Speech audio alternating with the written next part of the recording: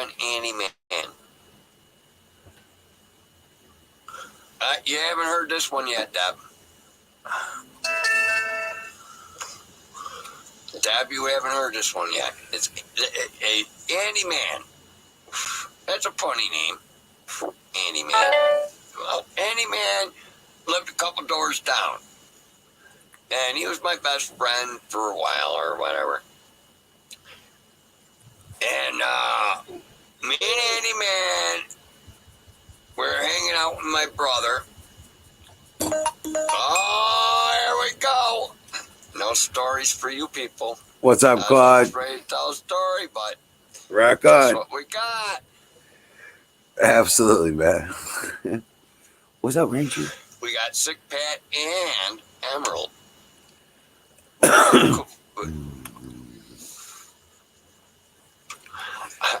Kind of restreaming. I'll tell ya.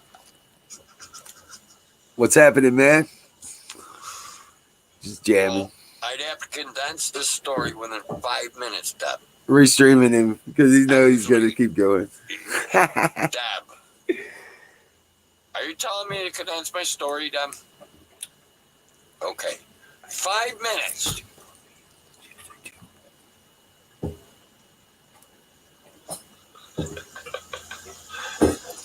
Right on, Deborah. Hang in there.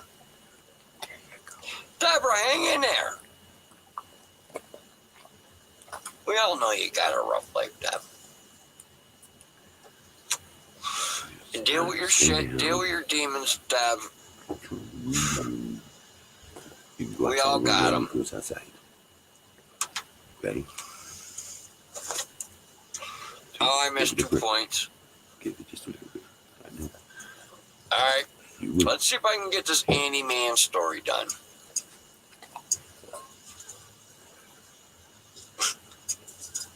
I don't want that Annie Man story. I got a lot of Annie Man stories, actually. No. Jay's. Can someone link Sick Patch to Jay's? Maybe I'll finish my story over Sick Patch. Right. Nah, Jay's, I'm going to be shutting down in 4 minutes. Everybody's going to be swinging over to another chat room. It's how we keep things real.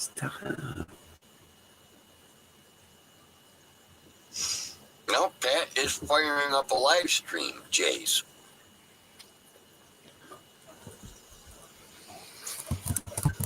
My live stream is coming to an end. Sick Pat's live stream's coming to fruition. Donnie Detweiler's story. All right. Hey, Darkside, welcome in. Actually, Drain the Swamp. What's up? You're restreaming me.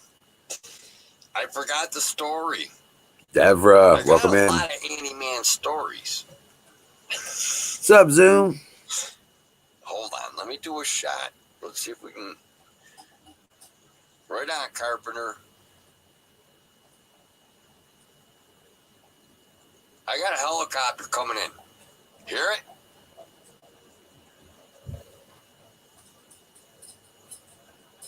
This is odd behavior. I know I can't rate them. I want to rate them. This helicopter is pretty close.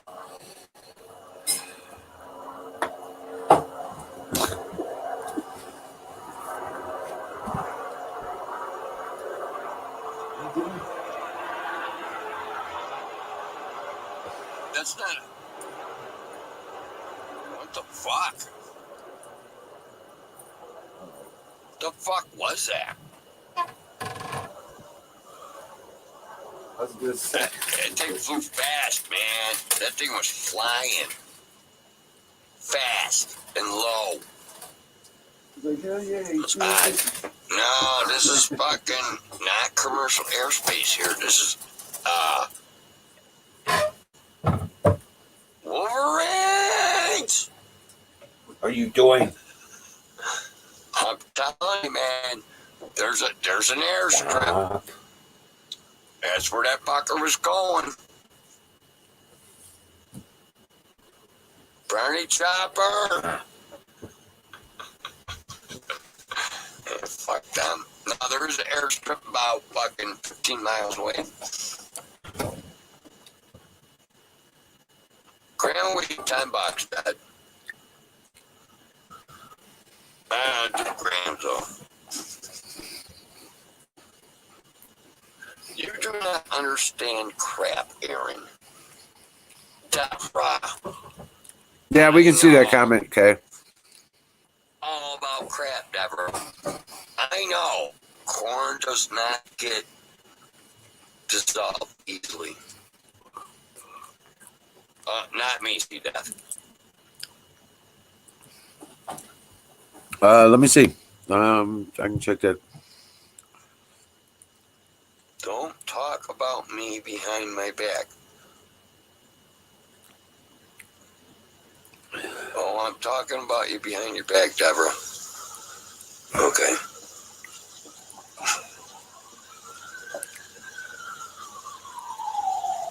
What's up, Abe? Barney! No, that sounds like a fucking ambulance.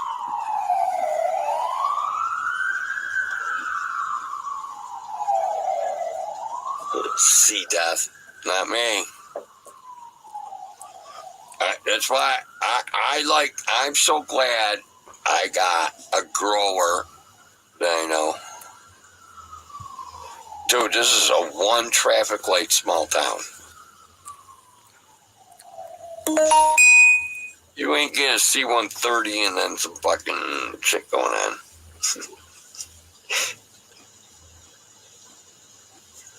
No, Skulldrazer went to a small private airport about 15 miles away. Yeah. Odd.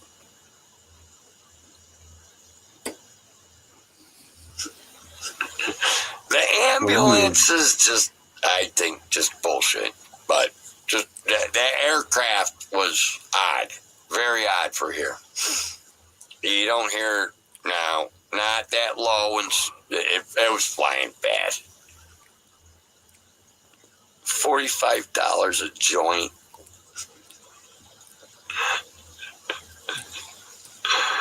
$45 a joint.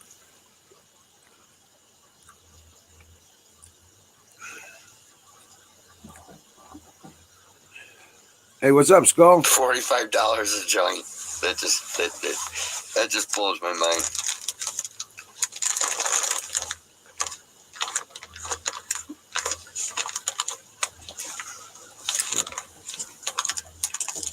Come on.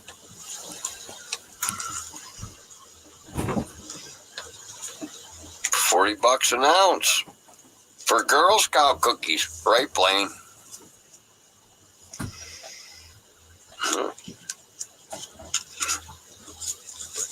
You two people. All right. I'm at 10:02. I know. Thank you there, fucking Emerald, for fucking putting me on there. I'm going to go to Emerald's chat here.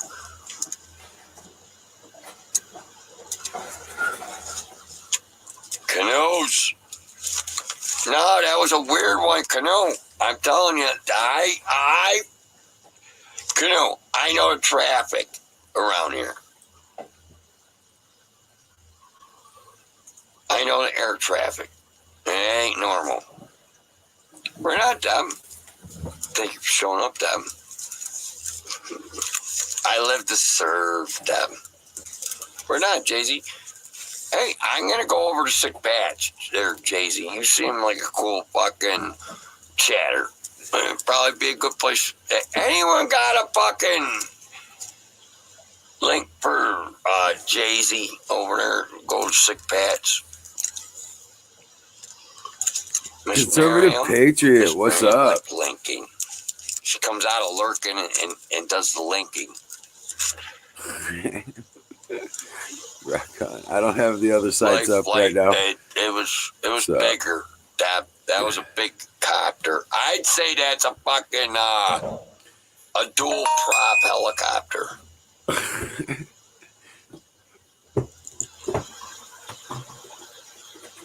Miss Miriam links it up.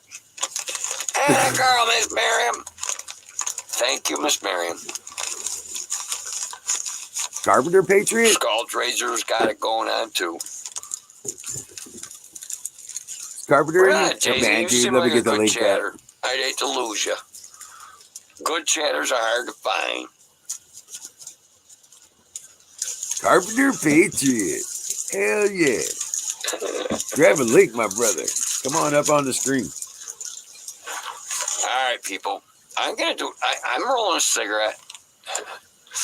I'm going to head over to sick pads. Give me 5 minutes, and I'll be there. Cheers, everybody. 500 people are going to watch this. I find that impossible.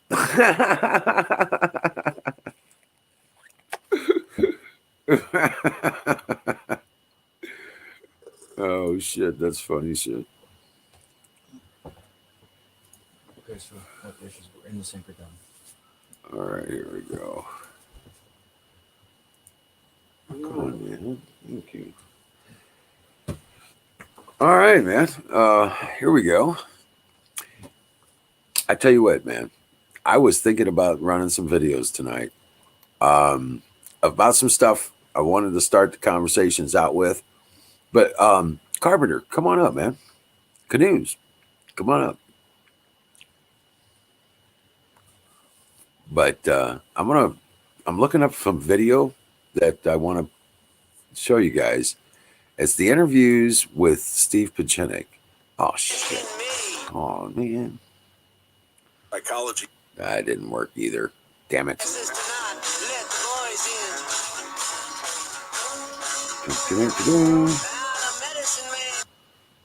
All right, but yeah, grab a link. Hey, brother Vic, what you doing, Patriot? Just laying here relaxing. Rock on. Yeah. Well, got a freezer full of meat. Yeah, I found one big one, but he was just about nocturnal, and I chased him for 2 days, but I just catch glimpses of him. It was so dark I couldn't hardly see the crosshairs on my rifle, so I didn't shoot. Oh, wow. Yeah, well, Bucks 1, Carpenter 0. Right.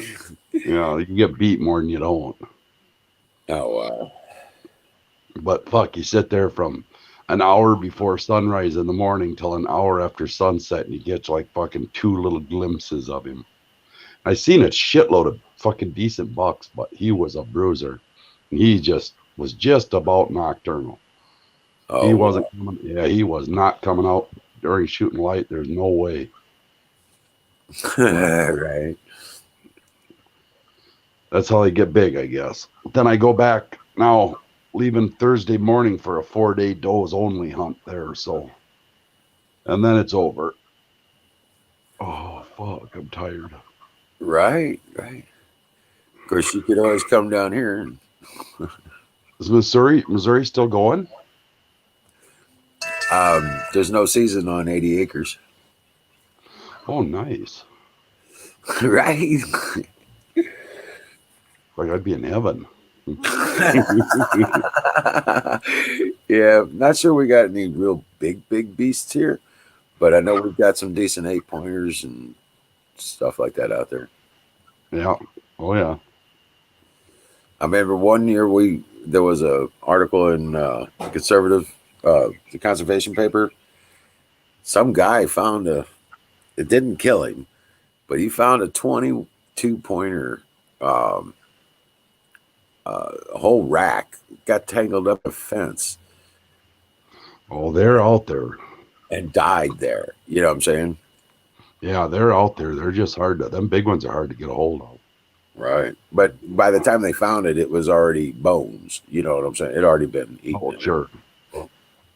And, but that rack was as big as he was. Nice. You know, and I was like, holy shit.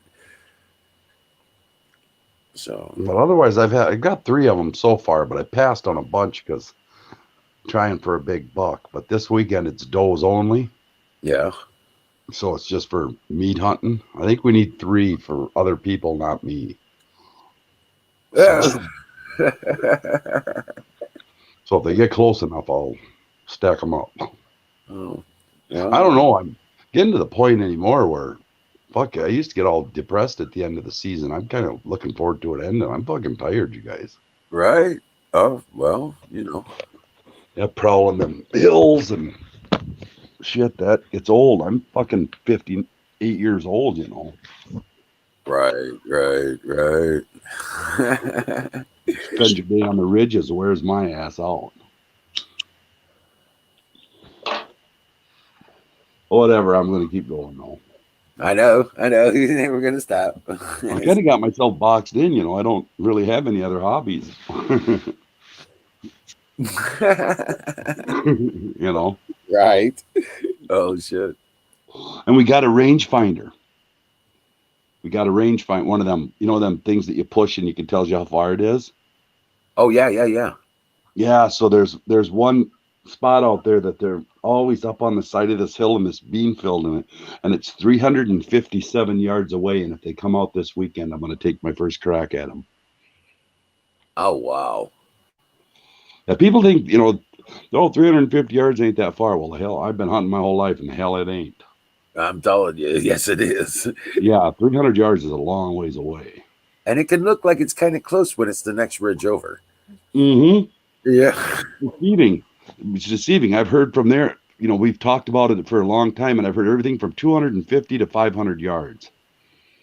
Wow. And it's 350 by rangefinder. I found a bunch of ranges out there.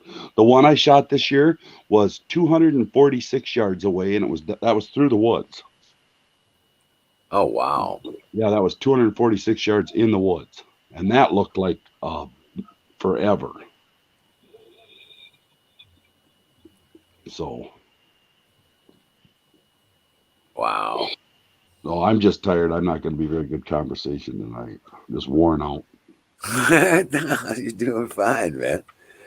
But yeah, it's good to see you, man. I was like looking at just hearing your stories. Yeah, didn't have. I had the one with the long one. We were up showing. I was showing these guys this thing I call the honey hole. It's where a big oak tree fell over years ago. It's a big dent in the ridge. You can sit right in it. And I was showing it to them, and there was a doe and 2 fawns down way. That's the long shot.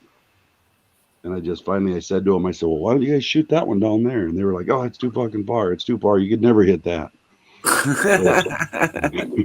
So I leaned. I said, yes, you can. That's not too far away. So I pulled up and shot, and it dumped it. And then I said to them, you know what what I call that shot? And they said, what? And I said, supper. Yeah, supper. Right. Yep. Go get dinner. Oh yeah, that's what this weekend's about, filling freezers. Right. That's the deal. And then I took my truck in today. I had to, not only did I have to come home and go back I went from rifle to muzzleloader, and then I had to go back from muzzleloader to rifle. Not only did I have to change all the gear for that, now my pickup went in today because I hit that deer. So I had to switch all my gear from my pickup truck over to my Blazer. Right. You know? So I spent the whole day doing that, getting all the, I got to have all the same shit. So what a pain in the ass. But I think the guy said I need a new front bumper, about $1,500. So Shit.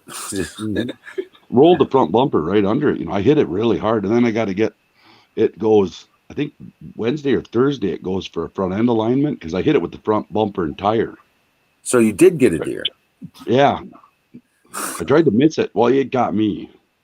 Right. I was cruising down the road and just come out of the ditch and it ran right into the front. I cranked the wheel to the left. At least I didn't take him right in the grill. Yeah, so it's super tender back surprised. You just packed it up and right. Yeah, Deb, I did. I ran one over with my truck, knocked the front end out of alignment, and bent the front bumper under. So I hit her hard. Oh, geez. Yeah.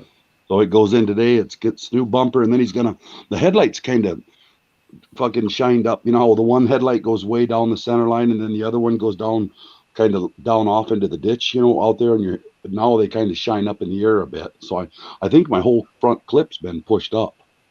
Oh, shit. Yeah, so he's gonna have to pull all the metal apart and then reset everything and then redo the headlights. And he said, I definitely need a new bumper. Knock the cap off the running board on the right side. He said he can fix that.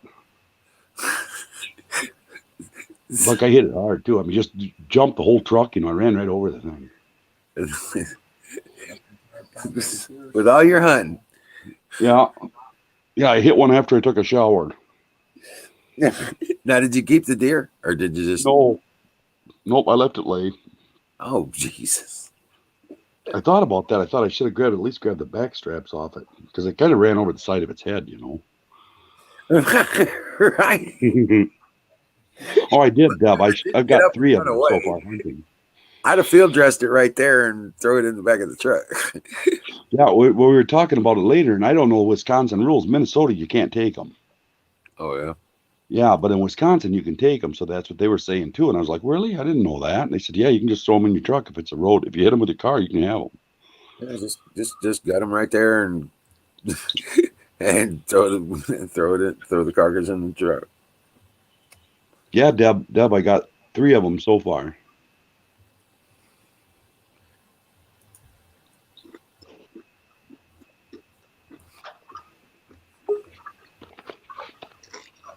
And then there was this one. I was sitting in that same honey hole, and the way down there, these 2 deer come in and they went in and went by me. And I thought, when I was younger, I would have got up and ran that ridge and caught them on the other side of the hill, Right. And then so they went by and I thought, God, I could run down the end of this ridge and I could catch up with them and get a crack at them from the other side. And just as I thought that, I put my feet up and lit a cigarette. Talk that, I'm not gonna. I'm getting too old for this shit. Right. You know what I've been thinking about? I've been thinking they're coming out with some pretty decent electric stuff, right? Yeah. If we could get a fucking high torque four-wheeler, electric, no noise. Yeah. Well, they got them. They call them bad boy buggies. Really? Yeah, they got them. They're like golf carts on steroids with big mud tires and all that. And they got what the hell? They got like a 12-hour run time. Oh, no shit. Well, yeah, that's full power 12 hours. It's called bad boy buggies. Oh, no and they're shit. They're just for hunting, but the damn things are $12,000-$15,000. Holy shit. Yeah. Oh man, here I go. Won't sell them, Right. Yeah. You'd have to build one. Yeah, you'd have to build one. What's up, Aaron? Hey, what's going on, guys? Hey, Battery, Aaron. I ain't that fucked up, and I got a story, and Deb's fucking dying to hear it over here. Because I says, Deb, you haven't heard this story yet. And now she's, I gotta tell the story. It's not, it ain't great. It's just the way we used to live during the day. Until you hit the red button.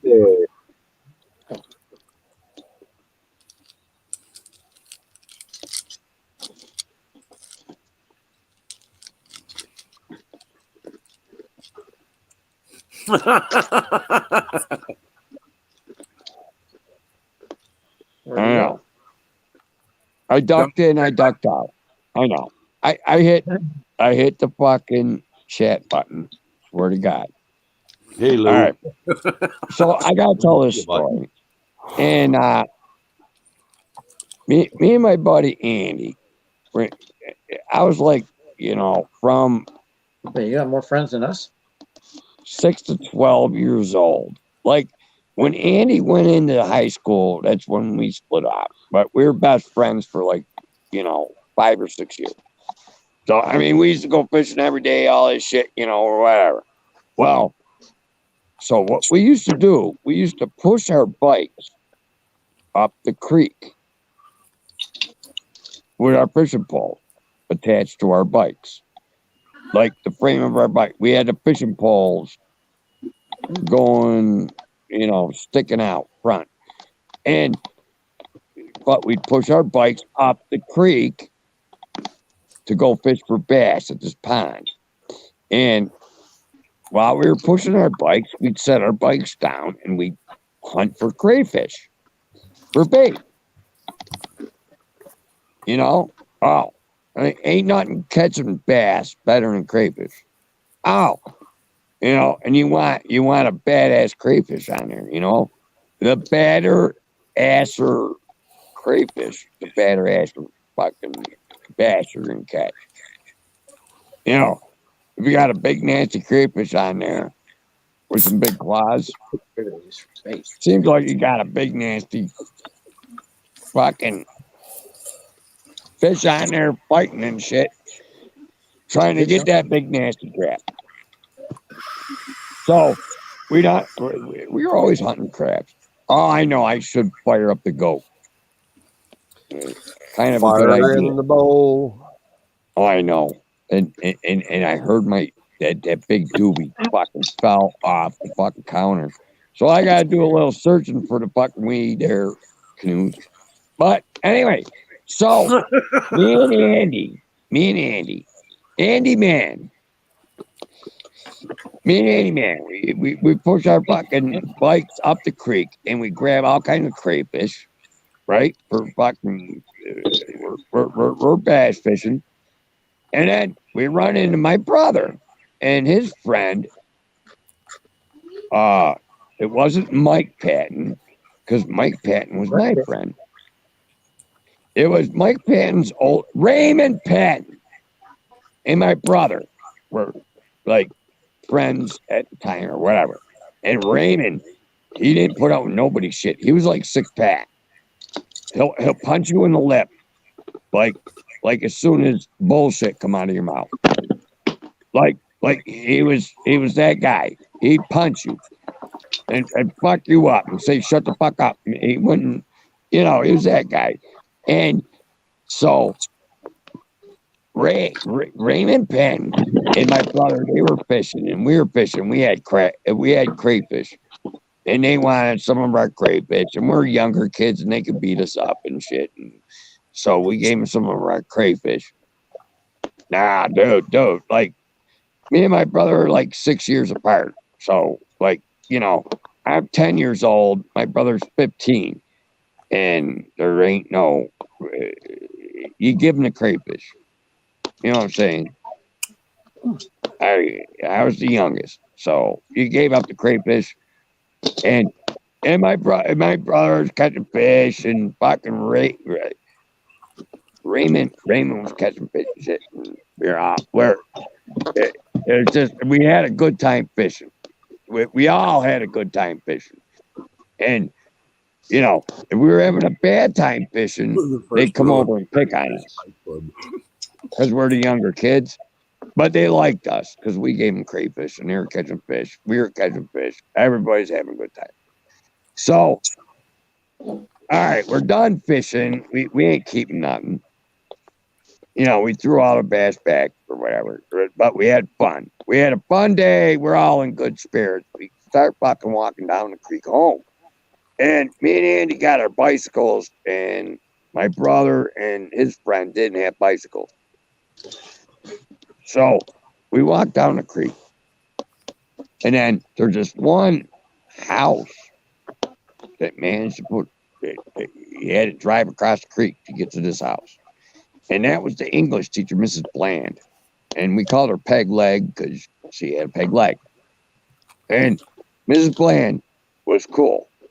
She liked the kids, and she says, "You kids could go." Mrs. Bland was missing a leg, and she had a 3-legged fucking dog. I found that weird.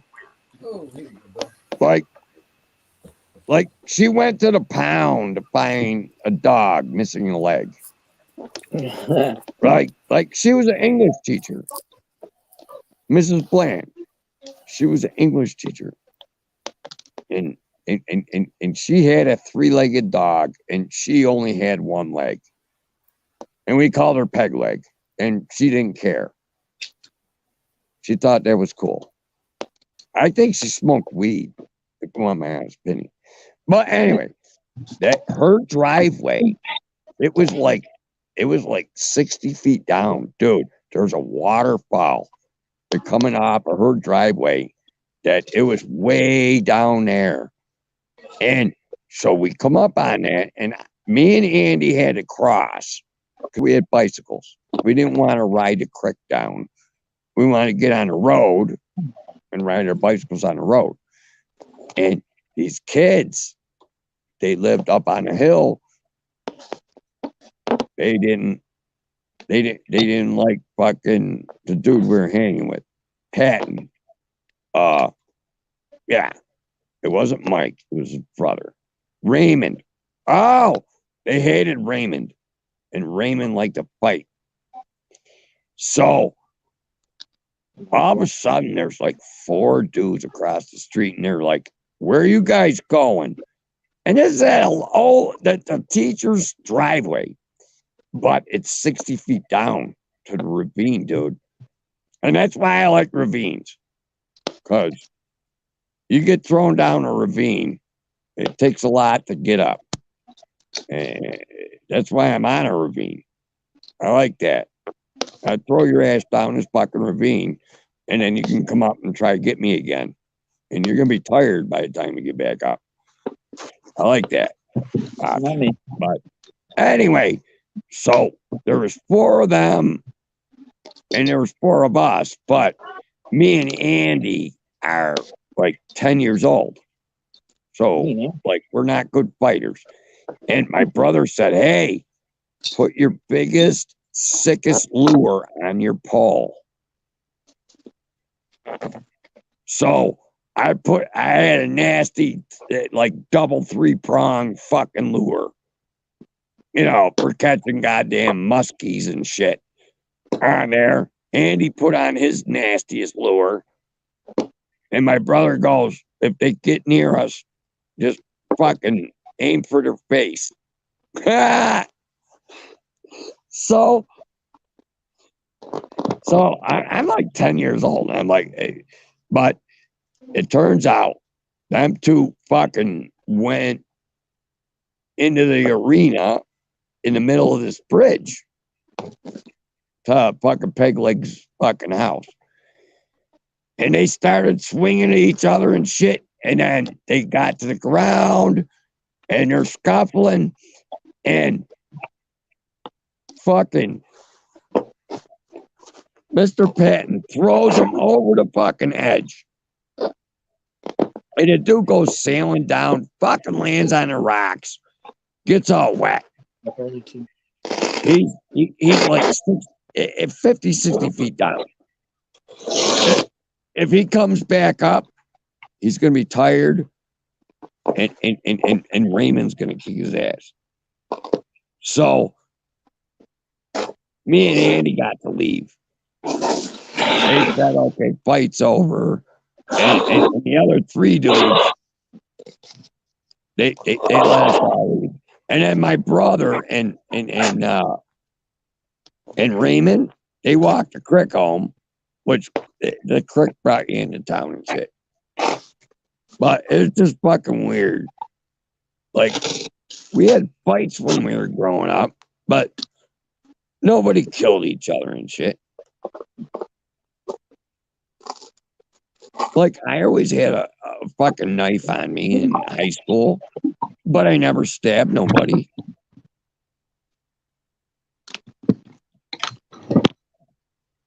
I never needed to stab nobody. And I've gotten into fights. I never pulled my knife. We didn't need to do that shit. But that's the story of fucking Andy Man and the Patton crew.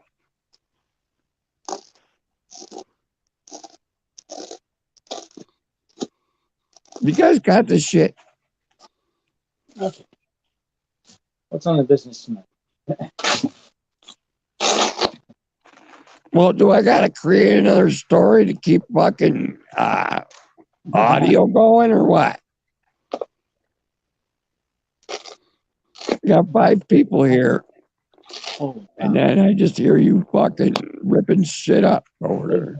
Grizzly. Welcome to the chat. Oh, I should go to chat. Hold on. I haven't seen the chat in a while, and I'm sorry, chat. They're talking amongst each other. We're gonna crayfish fight. What story?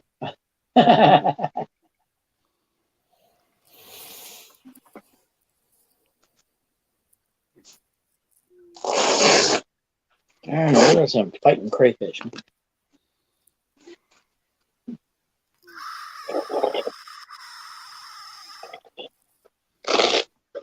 No.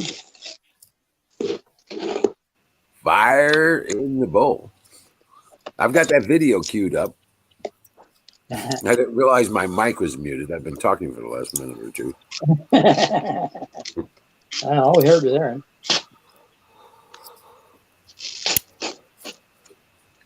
They're out of the Crayfish nightclub. The first rule about Crayfish nightclub: you don't talk about Crayfish nightclub. Stop talking about it. No, but I got an interview queued up, a video that I was wanting to show earlier. Steve Pachin explaining what's going on in the background of intelligence and what's happening. And he's been right. He's been on the money. And I wanted to show you guys this video. It's with Owen Schroer. All right. So, They told me if I tested positive, they'd call me. They haven't called. So you probably haven't tested positive. Good job. How come you tested, Battery? So I can get back to work. Oh, Yeah, you had to do it for a job. All right, here we go. This is Steve Pachin with Owen Schroer. Here, we only have 60 seconds. Is the final goal here to reform these institutions, or do they have basically a watch, a timer on them right now that's ticking down? It's a timer, and eventually they will be reformed or eliminated. We do not need millions of people in the federal government. Trump was clear about that, and we'll see what happens. But there will be a major diminution in terms of the number of federal employees that we have and the number of institutions. But thanks to you and Alex, we were able to develop an alternative way to express this in revolution, because we could never have done it in the mainstream. And now we're considered conspiracy theorists or wackos or whatever. It doesn't bother me, doesn't bother you, doesn't bother Alex. And quite frankly, I want to bless your audience, because that was for the true American patriots. And I was going to say that exact same thing. That's incredible that we finish off with that on the same frequency. I was going to say, well, thank God for this audience for keeping us on air, folks. I mean, because seriously. And I really thank them very well. And remember, this is a Judeo-Christian world, and we need a lot of Christianity to cover. Thank you, Dr. Steve Pachin. Thank you. God bless you. Troyer. I haven't seen Owen Troyer in a long time. All right, we got a couple more segments with Dr. Steve Pachin. If you were going to run a sting operation on election fraud, well, you would let the criminals engage in all their election fraud with the dead voters. You would let them stuff voting machines so that you would get voter turnout higher than any other election ever, so that when you audit that, you can find that information out. You would allow them the use of mail-in ballots, so that when you audit the mail-in ballot, you could find the counterfeit mail-in ballots and then do the forensic analysis, data analysis, finding out they were all for Joe Biden. You would film it. You would have dozens of poll watchers, which they did. And so it all ran successfully, and we all saw it. Now, we're waiting to see justice happen. And so Dr. Steve Pachinek reported this on the War Room with me probably about a month ago. And Steve, you said this the other day on Alex Jones, but that interview went totally worldwide. It also went viral in China as well. The Chinese people are watching us, hoping we can save these elections as well. You would also monitor the election electronic data on the machines, which are connected to the internet. Dominion lied about that. So all that information can be cyber analyzed, and then you collect it when it goes through Frankfurt, Germany. So this is all on record, Steve. So in this segment and the next, talk about this process. If you're running this process from a military perspective, how you launch it, how you let it happen, and then how on the back end you prove it all so that you have a case in court. And then also maybe tie it into this runoff election in Georgia, which they're obviously going to be monitoring, where if you have a huge Republican turnout and these Republican Senate candidates win by, 20%, well, oh my gosh, there's your smoking gun after everything else. It's like, okay, clearly everything else was fraudulent before this. Dr. Steve Pachinek, explain how this would go down. Well, what happens in a sting operation like this is, number one, time is something you control. In other words, what we're really doing is something I've done in the past in other situations in the Soviet Union, Panama, Cambodia. And what I was privileged to become or be within this scenario was the messenger of a regime change. The irony is not that Trump would be taken out of power, but in fact, the converse would occur. So Trump really set up the operation in a way that America could see for the first time the density, thickness of the corruption we had all the way from the top to the bottom. It wasn't a surprise to him. And the more that came out, and Trump said it in the speech, look, he said they being the Democrats, told Biden not to do anything, just stay in the basement, do whatever you do, and we have won the election. That was in the Georgia speech. You don't see it in mainstream news. The converse is that what happens is you get some idiot like Como on television to say that Trump is delusional, crazy. So what happens is you stimulate the response, and that's what we call in the business of transfer regime or regime change, agitation propaganda. And what Trump was doing with the Twitter, and I'm going to be technical now, was really agitating all the components within the corruption system. So Republicans, Democrats, local officials, senators, congressmen, all of them on our notice, including people in his own team.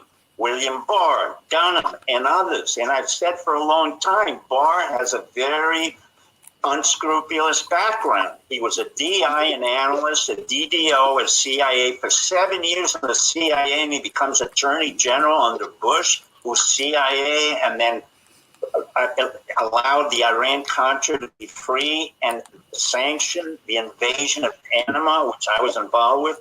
In other words, he is exposing everything, including his own cabinet, to allow the American public a historical revolution that we've never had before using social media. All right, I'm going to stop you right there. Short break here, 60-second break here, and we're going to come back and conclude with Dr. Steve Pachinek. Don't go anywhere.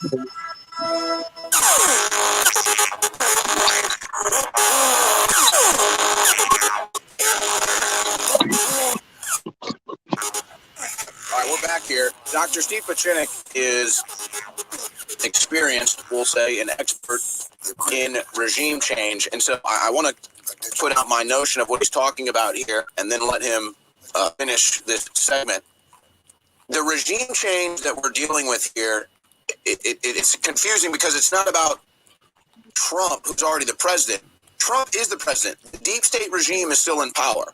The deep state regime is still running the Department of Justice, the FBI, the CIA, the mainstream news, and our elections. Trump is exposing all of this with the military at his back, doing things in the shadows to catch all of this as it's happening. So this is a long-term regime change. President Trump at the head of it. Now the second wave of this is happening, mopping up all of the deep state, as we'll say it. And Dr. Pachinek, you were just breaking down how it's all been exposed in the last 4 years. You're 100% spot on. So you run. So get back to where you left off about the regime change happening.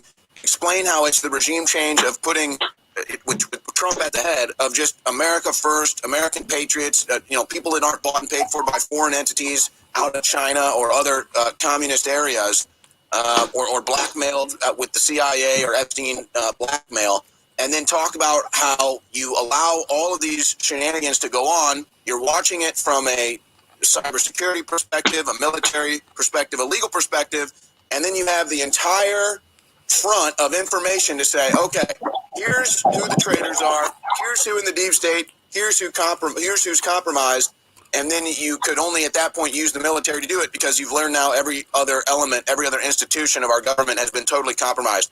Steve Pieczenik, get back to the explaining that and get into the sting operation that the military has run right now to catch the Democrats stealing the election for Joe Biden. Well, let's understand that this is not just the Democrats. It involves all politicians at all levels. And what Trump is doing is, number one, kind of in the regime change, what he's doing is changing the regime of the way we do politics and the corruption that was inherent both the Democratic and Republican sides. When he came in, and it took a businessman like Trump to do it, who had a history of not saying the things that people wanted to hear, but doing the things they could not do. And that's what I was explaining before for over a couple of years. Trump can say whatever he wants, but you have to look at the outcome of Trump's initiatives. He built 42nd Street. He did fifth casinos in New Jersey. He did a skating rink in New York for the kids. So what Trump is doing now is giving America a lesson in what had happened in the past 30, 40 years in the deep state, using a very effective social media, the Twitter. But ironically, he has been the most intimate president I have ever thought about for the past 40, 50 years. He's far closer to the American public with his speeches and rallies than any other president I've ever seen. Nixon was aloof. Carter was uncertain. Reagan was totally aloof, not really all that prominent with the individual. Bush Sr. had a problem dealing with people in general. And here you have a president who really says, listen, I'm going to tell you what the truth is. And by the way, I enjoy what you do, and let's have some fun while we're doing it. That's the nature of the overall scheme in which he's delivering probably the most lethal blow we've ever had against a corrupt system. So it's encompassed within humor, self-deprecation, the notion that he's there as a teacher, pedagogy, and at the same time knowing how to use the spear of the military to use it selectively and surgically. In some ways, this is a payback to the CIA and all the civilians who sent thousands and hundreds of thousands of us men and women into Vietnam, Cambodia, Iraq, Afghanistan, to fight wars we didn't need to fight. And what was important to me as a person who was in the regime change business was listening to the first things Trump said. And this was the first president other than Eisenhower who said the following: there will be no more wars. Not only there will be no more wars, I'm going to take my soldiers out of Afghanistan, Iraq, Syria.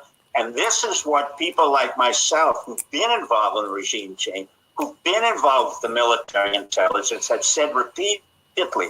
We don't need our boys as sacrificial lambs overseas for nonsensical cowards like Cheney, who refused to serve our country 11 times, Bush Jr., a chicken hawk who never served our country, including his father, Bush Sr., who lied about the fact that he was shot down. He didn't shot down. He was a coward. He evicted from a plane. The Clintons, who never served. Obama, who never served, other than working with the CIA. Brennan, an idiot from Fordham University, who has the audacity to talk about a president when he himself is messed up an analytical solution. He's been paid off by the CIA and the military-industrial complex, and is a complete moron, and was made a DCI. This was typical of the stupidity of the CIA. You had Gina Haspel, a woman who had compromised herself, terrorizing and torturing so-called prisoners of war. Then on top of that, you had So let me ask you this. The Cold War, I mean, we can analyze Democrat Party politics, Republican Party politics, mainstream news, and reporting of all this, but you're talking about something behind all of these walls. We're talking about a Cold War where it's the CIA, it's the FBI, it's all these corrupt federal institutions that sent our soldiers to war fictitiously for fake news, weapons of mass destruction, 9/11, all the other lies we've been told, Vietnam. So it's been for decades it's been going on. And so now it's the military with the proper people in head, I guess, saying, you know what, you guys did this to us. You did this to the American soldiers. Now we're going to do this to you, and you're going to be exposed as the bad guys. Because, that's another angle. Whenever people talk about this, they always want to blame the military. It's not their fault. The people in the military aren't the ones that organize these things. Right. You hit it on the head. So, I mean, it's exactly what I've been saying. And these are brave men and women who are in the military. They've had all kinds of command, overseas command, domestic command. But this is the first time we have a series of generals and individuals who are both scholars and warriors. Keith Alexander, the head of NSA, and then was head of G2 Army, 4 degrees. I have other ones who are colonels. They have 2 degrees in software. I have, with almost every military officer I dealt with, I'm dealing with an intellect and a soldier. And in a way, I was kind of their spokesperson because they knew I did not want anything from my service. I was trained in the intelligence world. I was trained at MIT by DARPA and ironically by the CIA. But I never joined the CIA. And for years, the reason why I never joined is because my loyalty was to the Republic, not to individuals, not to a military, and not to a secret society. But when 9/11 came in, all of the officers with whom I worked with, they began to see the problem that they had and how they were being abused and used for the service of chicken hawks. Literally. So let me ask you this. Is the final goal here, we only have 60 seconds, is the final goal here to reform these institutions or do they have basically a watch, a timer on them right now that's ticking down? That's a timer, and eventually they will be reformed or eliminated. We do not need millions of people in the federal government. Trump was clear about that. We'll see what happens. There will be a major diminution in terms of the number of federal employees that we have and the number of institutions. But thanks to you and Alex, we were able to develop an alternative way to express this in revolution because we could never have done it in the mainstream. And now we're considered conspiracy theorists or wackos or whatever. It doesn't bother me, doesn't bother you, doesn't bother Alex. And quite frankly, I want to bless your audience because those were the true American patriots who helped that. And I was going to say that exact same thing. That's incredible that we finish off with that on the same frequency. I was going to say, well, thank God for this audience for keeping us on air, folks. I mean, because seriously. I really thank them very well. And remember, this is a Judeo-Christian world, and we need a lot of Christianity to cover. Thank you, Dr. Steve Pachinek. Thank you. God bless you. J-Rock, the trucker in Miami, Florida. You're on the InfoWars War Room. All right, here we go. I learned a whole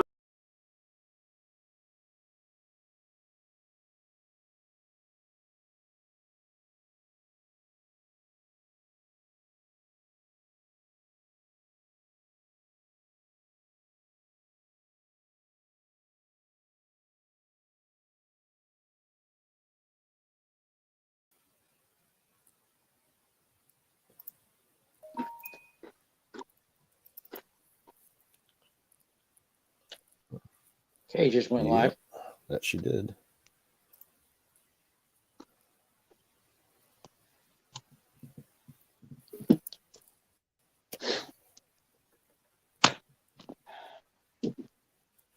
Pretty much just I listening. don't know where Wiz went. There he is. We lost Wizard. What the heck? Oh my gosh, man. That was weird. StreamYard is acting funny tonight. When I went to go come on tonight, As soon as I clicked on the tab that I have bookmarked for StreamYard, before it would open the page, it automatically downloaded a ghost file. Like a 1 kilobyte ghost file with like pretty much nothing in it. It was just like a marker file. Oh, really? So I don't know what that was all about. Well, I hit the wrong. I closed out the wrong tab. Rather than closing out the window I was playing the video in, I closed out my stream window. And I was like, oh, shit. But I always have to restart anyway because it always gives up echoing. Yeah, Carpenter, come on back up, guys. AZ. Yeah, that's what I was talking about. That's some kick-ass information. Well, that's you. Everybody leaves. So what'd you think about that? The Pechenik, I don't know if I trust him. I know I cheek with him a lot, but I tell you what, he's on it. He's on it. He was right about all that other stuff. Reupholstering the dinette set. There you go. With that retro 70s stuff. Yeah. She likes it. That's what counts. I don't care as long as I got something to sit on. Well, isn't that like the what was that show? Laugh In? Had all before my time. flowers on it and shit. You heard the term flower power, right? Yeah, that's what I was talking about. Kind of Somebody says flower power, I think of pansies. Those things are powerful. They'll grow anywhere. It's going to be like above 50. Yeah, we'll be able to get out there sooner. Looks good, huh? Still got to put the backer on there. Right.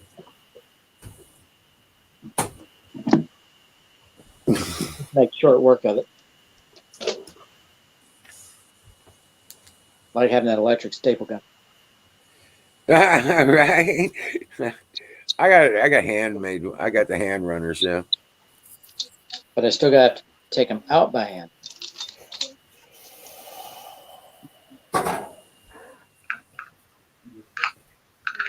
I see everything on the TV after it happens. No, I was coming in, it asked me an extra weird question, and I clicked on it, and it deleted my icon. Ah. Yeah, there's something screwy going on with it tonight. So okay, I was like, "What the hell is that?" Carpenter. I have two sets of avatars. If I use Firefox, I have one set, and then if I use Google, I have another set. And then on the third one, Samsung Internet. Huh. Samsung Internet's got all the best icons. I mean, the best avatars. My wife's got some friends over.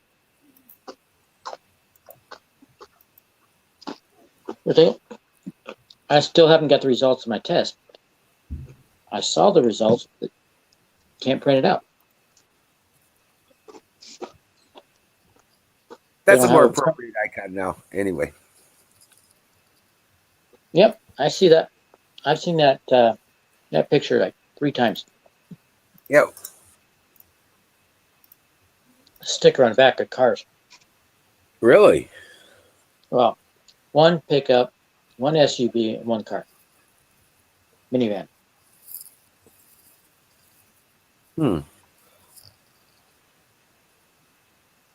That's a badass image. I got this one when we were putting together the channel. I grabbed it.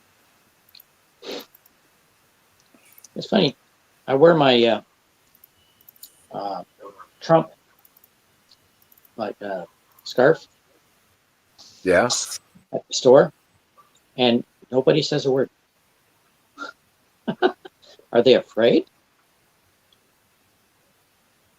I'm some crazy Trumper, huh? Yep. You're a crazy ass Trumper. And a white man. Huh?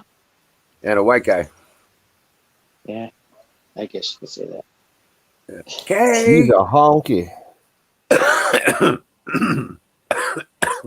Oh, crazy. And inferior Fire. to the ODR. Kick that goat in the boat. I laugh when RBR says that white people are inferior to black people. All right, who developed Western civilization? Those black people. They helped a little. I just say fire in the bowl. I heard you. I'm loading up. I'm out of fire today. Well, I can't get to my fire. I have to go through the ladies' lounge. Well, I look at it like this: a free man taught in the ways of freedom and in self-dependency and responsibility will come to the same conclusions that we have any other color, any other race. Given the same inputs, has the same capabilities and more. I know plenty of black people that had more white privilege than me. Oh, shoot, that's a bad one. Same as trash comes in every color, capabilities come in every color too.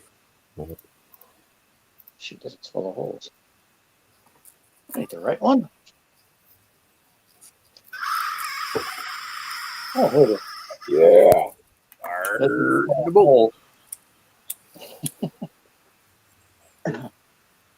Somebody, they lost the screws for the seat on these chairs.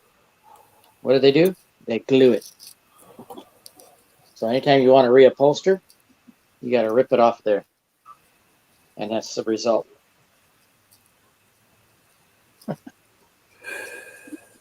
So I had a second one. Huh? So if he's right, and I think he's more on target than anybody else I've heard of, this is all coming to a close really soon. Oh, yeah. Trump is the right man at the right time.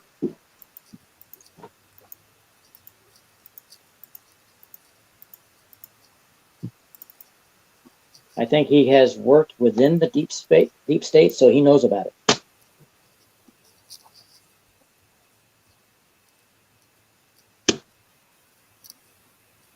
Remember, he was a contributor to Clinton's. Yeah, so. And he can't stand them. They were a tool. Well, you have to, at that point in time, you had to play politics to do business like that. Exactly. Period. You had to go along to do business. You weren't going along to get along. You were just going along so you could do your damn business. A lot of people forgot about that, though. I didn't. So I didn't trust him. Because he was all buddy-buddy with the Clintons. Then he went after Hillary so badly. I'm like, dang, there's no loyalty there. Never was. No. That's what I'm saying. I figured, I got to thinking about it. I was like, he was a businessman. Well, actually still They is. were sucking up to him. It wasn't like he was sucking up to them. Well, they wanted his money. A successful businessman will play both sides. Well, they were sucking up to him because they wanted his money. Oh, yeah, they loved him. Rappers loved him. Civil rights leaders loved him. I call them scam artists. Skulldrazer, I think he should get I think he should get 2 good terms.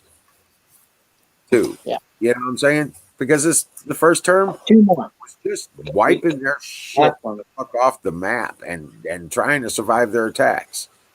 He didn't have any real chance to do anything transitory. He did do a lot of things that were going to make a difference.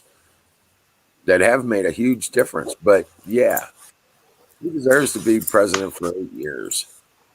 Yep. Put these Sure. bastards in prison. Wipe them the fuck out of the fucking government. My wife's Put them got in 2 prison or cats put here. them on a rope. Doesn't matter. Just get rid of these fucking idiots. And let's move forward with creating the best damn country this planet will ever see. She- My wife's got 2 friends here.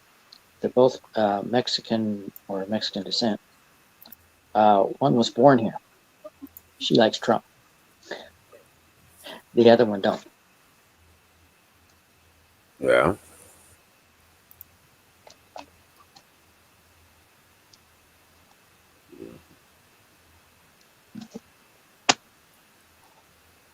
Do you hear that? You hear the stapler when I hit it? Yeah.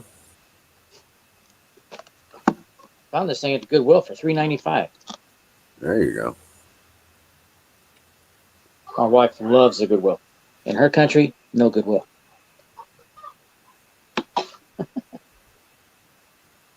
She brings her family come. They all go to Goodwill, the red, white, and blue, all these discount stores. They love it.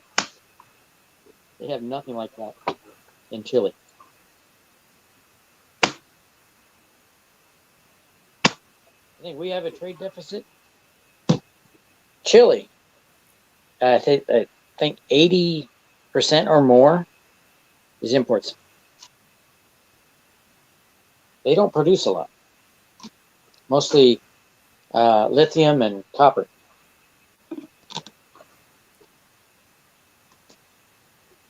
Yeah, I learned about the lithium. They got huge lithium mines there. You know, I'm interested in batteries, especially lithium. Skulldrazer says you can threaten the one that doesn't like Trump with the stapler.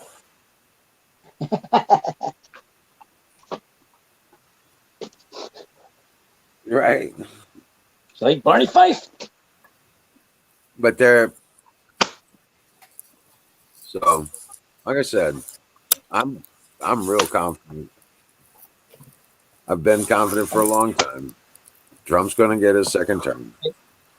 That I still nickel say strip, the next president will be Trump Jr. that nickel strip that I bought doesn't fit for what it's supposed to be for. It's slightly off. So I contacted Wish and said, "Hey, something's wrong with this. It's not working right." And they go, "We'll look at it and then we'll get back to you." They got back to me today, gave me full refund. I can still use it. It's just Right. I gotta wait still lot. Fold it over. Well, if it's what I'm too gonna wide, do then, fold it over. no, the squares don't go on the squares of the battery. The battery. Yeah, I know what you're saying. Battery holder. So what I have to do is every 3, I got to cut it and then adjust it. And then every 3, cut it again. There you go. So but you got the materials to work with. I'm going 7 across. It's going down 7 batteries. 7, actually 2 sets of 7 batteries. Cells. I'm telling you, you shouldn't have even had to mess with that. Just take out some Romex, strip down the copper wire, flatten it with a hammer, and then solder your way across the batteries. Done. I have regular nickel strip too. Well, that too. You could do that. Perfect width. But it's hard to. I don't have a spot. Well, I have a spot welder pin, but I don't have the rest of it. So the that nickel strip with the 2P or 2S, whatever you want to call it. Yeah, it's a 2S. It's got slots in it, and I can drop some. Hey, it's Dark Side. What's up, man? What's happening, guys? All right, you're still alive? Where's Kay? He's got it tied up in We the back. are still alive. Yeah, she's tied up in the back. We are alive. Only $4,000 later, we got the truck back together. So Why don't I see you on my screen? you don't see me? No. Yeah, we see you. Oh, my screen must be locked up. I'm not moving. Oh yeah, there it is. Just, Every once in a while, I got to refresh it by tilting it. you say $4,000 later. What happened to the truck? We had a fuel injection unit pump go out and an EGR valve go out at the same time. Make a new one. So you got K tied up with duct tape in the back?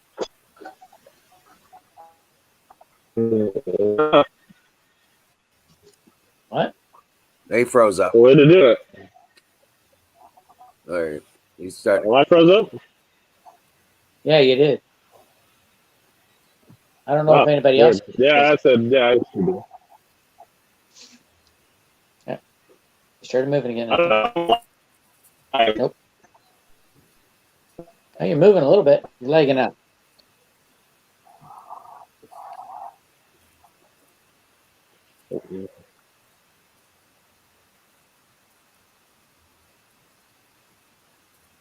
No, it's the inside of a Honda. There we go. Bye. How's that? Is that better? It sounds good. Cloud Ball says, "Is that the inside of a truck?" Nah, that's the inside of a Honda.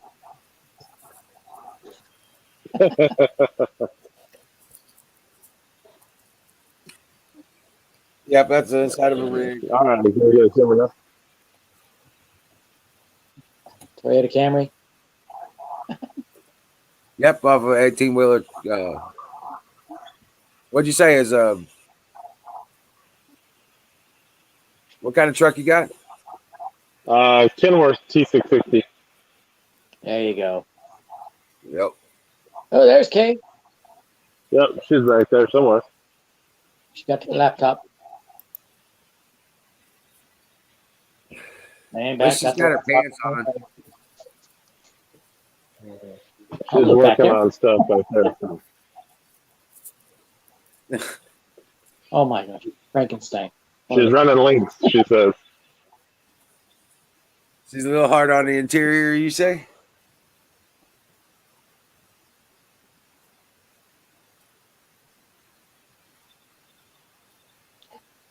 He's locked up again.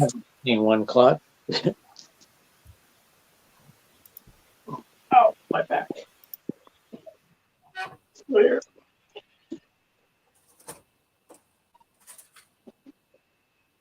Oh.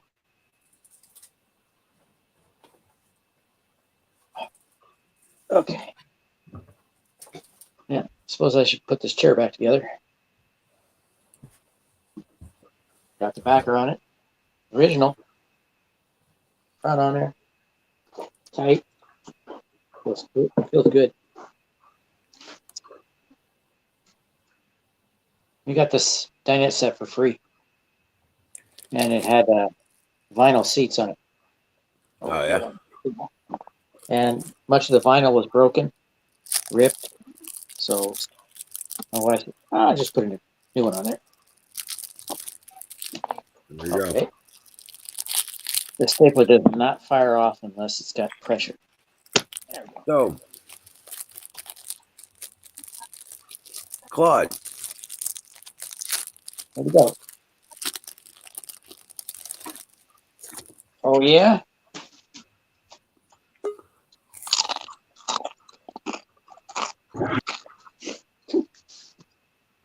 Somebody. Okay, how's that? Better? Is that better? Muy bien. Muy bien. Good. Muy bien. So, yeah, anyway. Case switches in the back running links. So. What's wrong with Case? And I am headed. She said she was running links. What? She's live on her channel.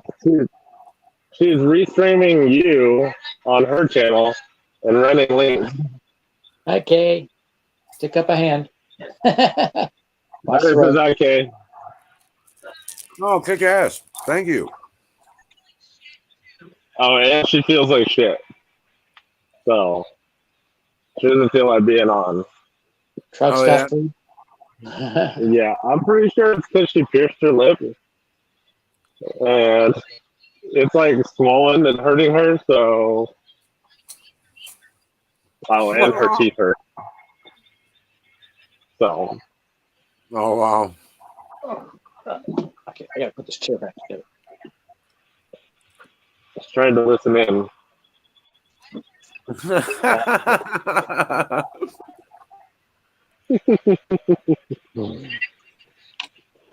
Oh shoot! Hey, what's going on here?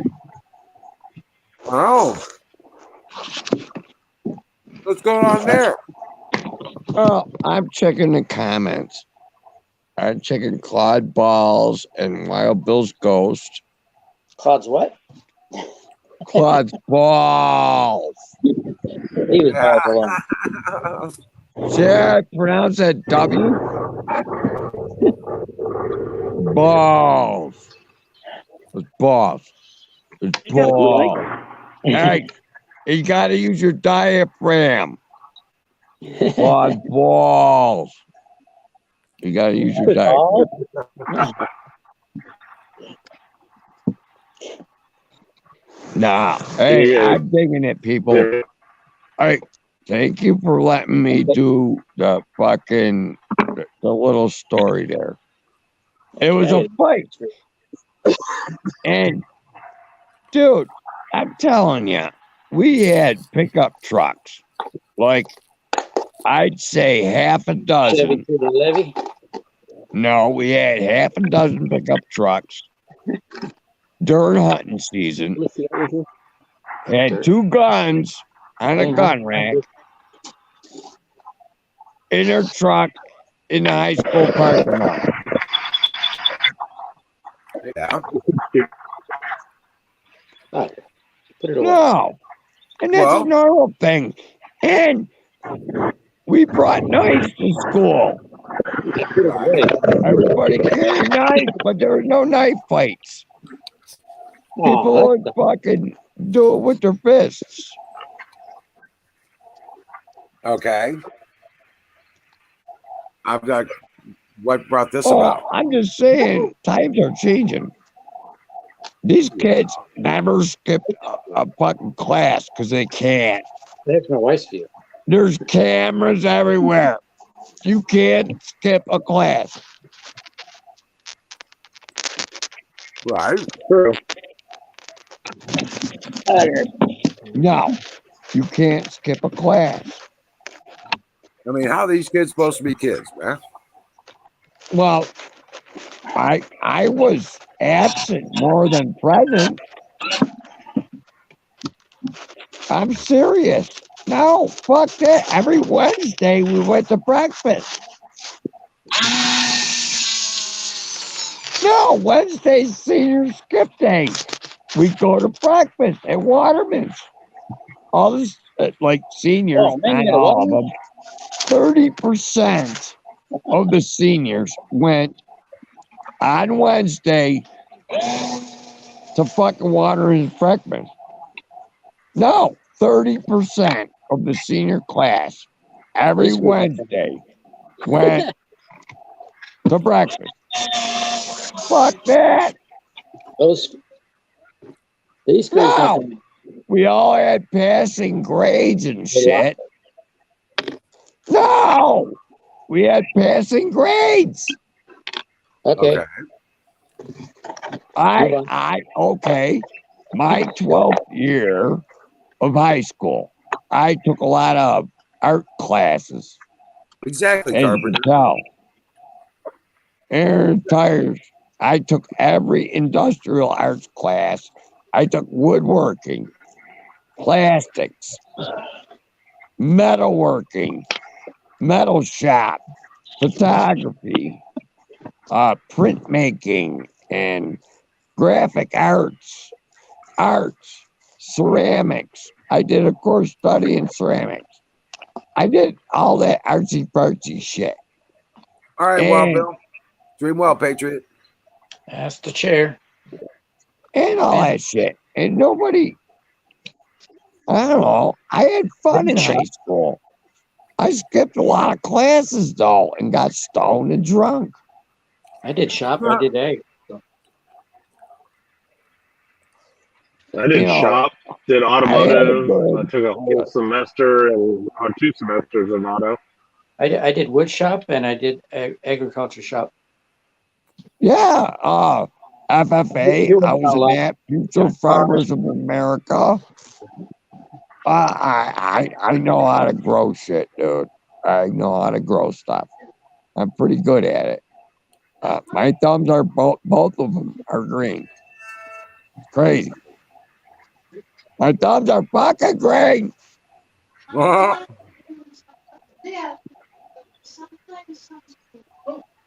Then you I got web. hear Kimmy.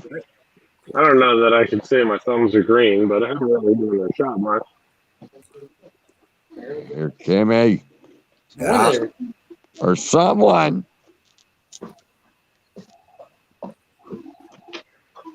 What? Okay. Sounds like Kimmy. Kimmy? Kimmy. Sick Pat. Just coming on Sick Pat's phone and Sick Pat's lurking.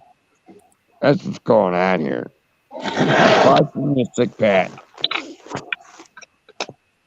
Because I hear Kimmy. Kimmy makes me laugh, dude. Dude. Kimmy has made me spit more drinks through my nose than any other person on earth. And she ain't even streaming, dude. No. Sick Pat's girlfriend, fiance, Kimmy. No. She's made me spit more drinks through my nose. I'm serious. She caught me off guard more than anybody else in this world. Chin, you'll catch it. Then you can drink it again. Oh, she says the right thing at the right time. And then shit comes out your nose. I don't know how that figures, but that's how it works out. I had Coke go out my nose. Coca-Cola.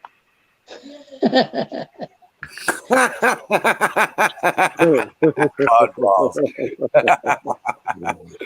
had to finish that one. All right. Oh, here I get to adjust my fucking lighting.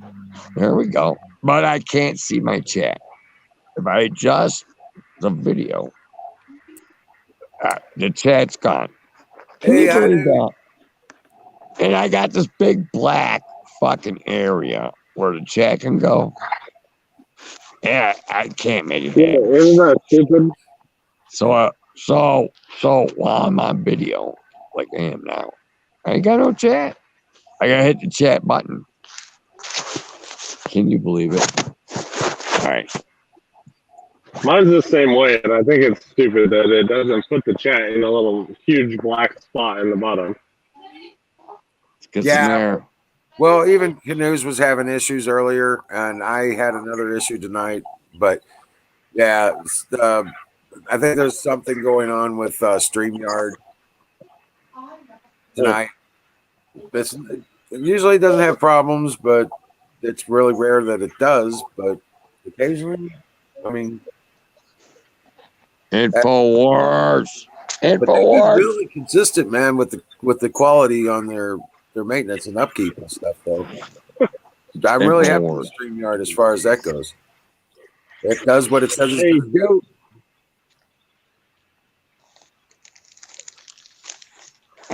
I'm out. I gotta go out. Now I'm gonna go to chat. Hey, I love all you peeps. All right, brother. So you're headed to Florida, right? Headed to Florida, finally. Right. Rock on. Yeah. Unfortunately, we had to be broke down over the weekend, but shit happens, I guess, right? That's what, yeah. Jazz. How does that work? Do you have to pay that cash up or what? Yeah, I pay that all out of pocket. Holy shit. Yep, it's expensive to run a truck.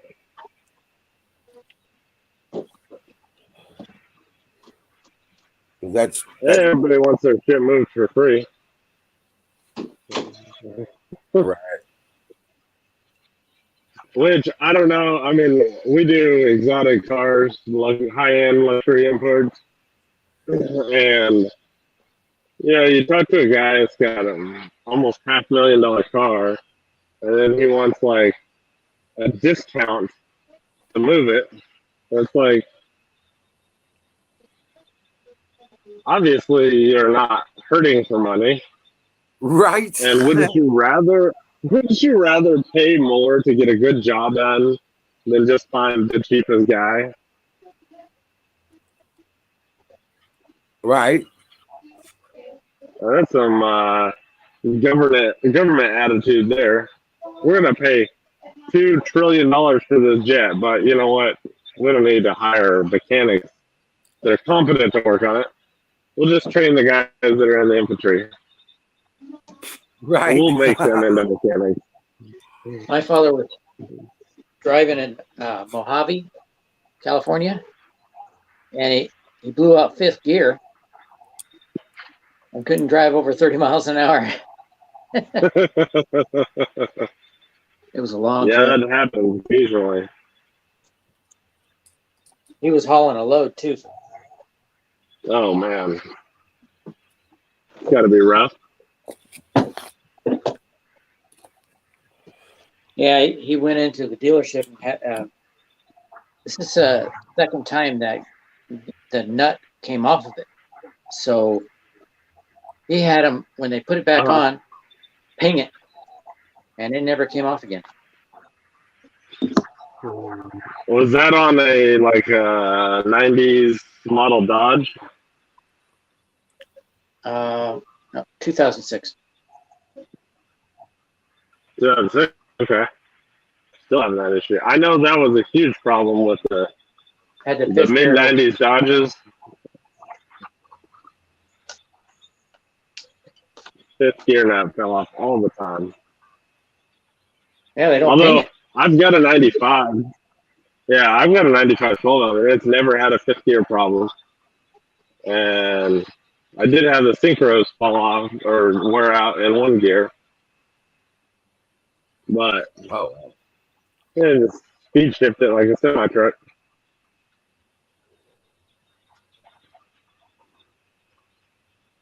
I never used the clutch, hardly. Yeah, I never use the clutch either, except for in a car. Well, once you get started, at first, just to get it in gear, and then after that, it was like, started. My father's the one that taught me how to shift without the clutch.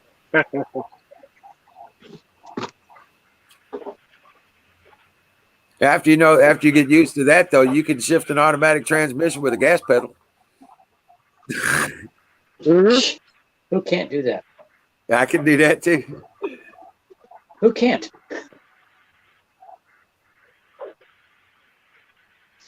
No, with the gas pedal. Well, I think there's quite a few people. Yeah. My gears shift when I push on the gas pedal or when I let off the gas pedal. Yeah, I never use the clutch whenever I'm shifting. Is that like the metric crescent wrench?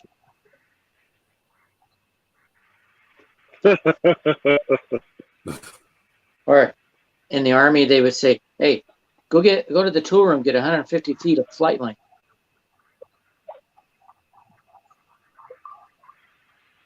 The flight where the helicopters were parked.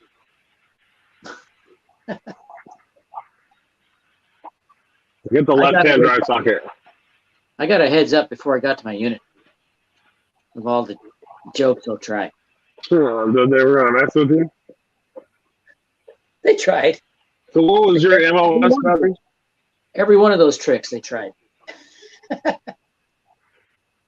What was your MOS? Oh, 6-7 Victor. And November. Mechanic. Gotcha. Yeah, kerchief. What were you working on? Kiowas and Huey. And then eventually the Blackhawk. And how many mechanics did you have under you? Huh? No, nobody under me. Not in the unit. No. Well, I figured you'd just move up. You know, the title crew chief, and it says you have a crew. Oh yeah. You're in Name. charge of a crew. How How many it is. guys did you chief? You see, the crew chief is, the crew is the pilot and the crew chief. You have Right. the pilot. His job is to fly the plane, a helicopter, and my job is to make sure it's flyable. Gotcha. Well, how many guys did you work with in the shop? Oh, when I got there, we had. Shouldn't have been mechanics. When I got there, we had 6, but then I moved over to a AVM maintenance unit where we did phase maintenance. Okay. And before we made our own phase maintenance shop, we had to send the helicopters off somewhere else. And they would come back with 40 red X's. 40 red X's? Yeah. A red X means you can't fly.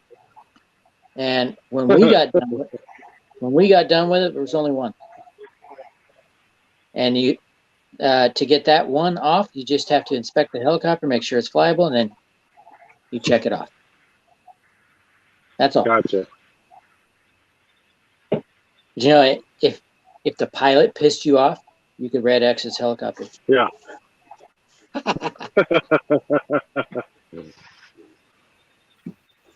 My roommate, he was the commander's crew chief. He thought he was hot shit. He was working with me over in the phase maintenance unit, as well as working as the colonel crew chief. And he was in charge of a crew of 3 people and himself, 4. And they were doing the main rotor. And I walk into the hangar and I'm like, that rotor's backwards. And say, hey, Scott, you got your rotors backwards. No, that's the right way. That's the way they go. Like, which way do the rotors turn? You don't put the sharp end on the leading edge. Clockwise rotational, right? You don't put the sharp end on the leading edge. Oh, we argued back and forth, and everybody sit back watching, probably wishing they had some popcorn.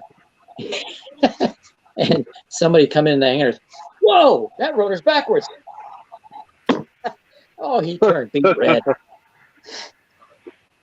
I told you.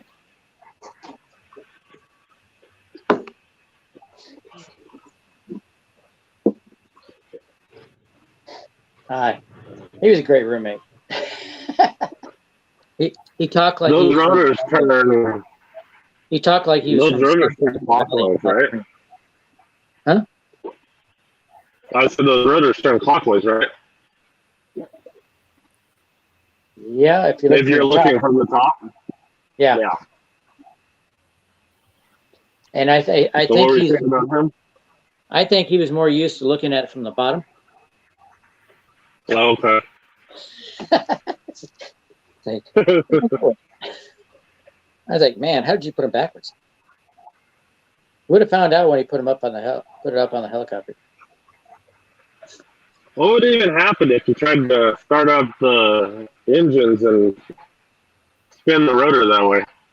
Well, you will never get that far. Because if you took it backwards and you put it up on the helicopter, the pitch change thing would be in the wrong place. Okay. So it wasn't actually mounted on the helicopter yet? No, it wasn't. It was still on the hangar floor. Oh, okay. Gotcha. Sorry, I didn't clear that up. Well, that's all good.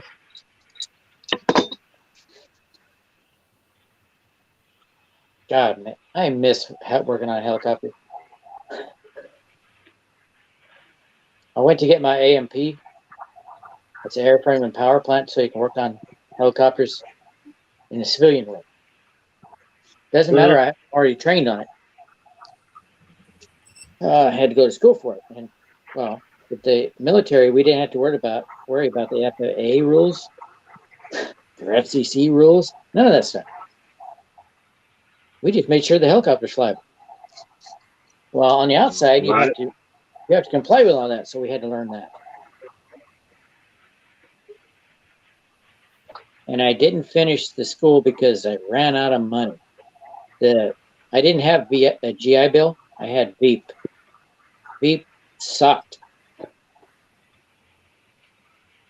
They had GI Bill, and then they stopped doing it. Then they had Veep, and then they brought the GI Bill back. And those of us that were on Veep are screwed. Wrong time.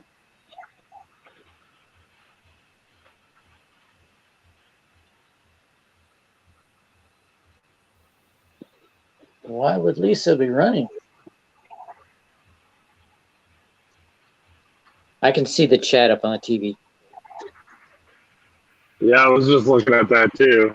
It's Auto said have a higher asking price. Yeah, the only problem is that you get brokers involved, and the brokers post the loads on the load boards, and usually have them posted. I mean, across the board, generally they post them real low because the brokers want to take a decent cut.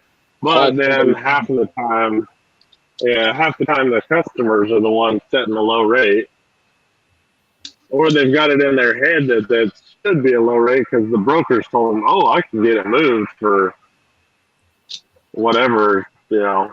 Oh. And then whenever it comes to a customer contacting us directly, and we tell them what the price should be, then they always hit us back with, "Oh, well, this broker said they could get it moved for this lower amount." And it's like, okay, well, when you find your, 488 Ferrari with the scratched up front end or dropped off the side of a truck or scratched door, and you know why it's cheaper. Because they simply don't give a shit. Claude said something funny. Oh, shoot. Yeah. There we go. Chat. He said, on the outside, battery could never find a battery-powered helicopter. Well, there's only a couple battery-powered aircraft. Because right now, the technology and the batteries, motors for them, is not there. Not for aviation. Except for drones. Yeah, drones. But if it's going to carry people, there's only like, the biggest is the 2-seater. And it's just an experimental. Yeah, but I watched that. It was fascinating. It was on YouTube. I got electric aircraft or airplane. Yeah. It's smaller than a standard Cessna. I like the hydrogen jet racers. I haven't seen those. I've heard of them. Oh man, they have these. I don't think I've seen them either. Plane races, man, and they use hydrogen engines to power these jets.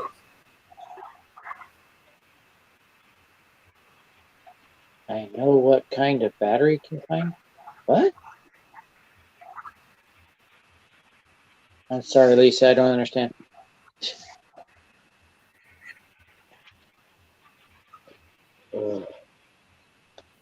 If you see me looking up, that's what I'm looking at. It's chat. 2-seater drone. Take myself around town. I use jetpack.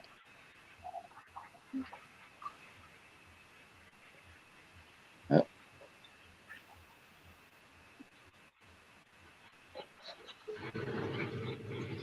Eddie, we're all waiting for you to get your oil changed already, so hurry it up.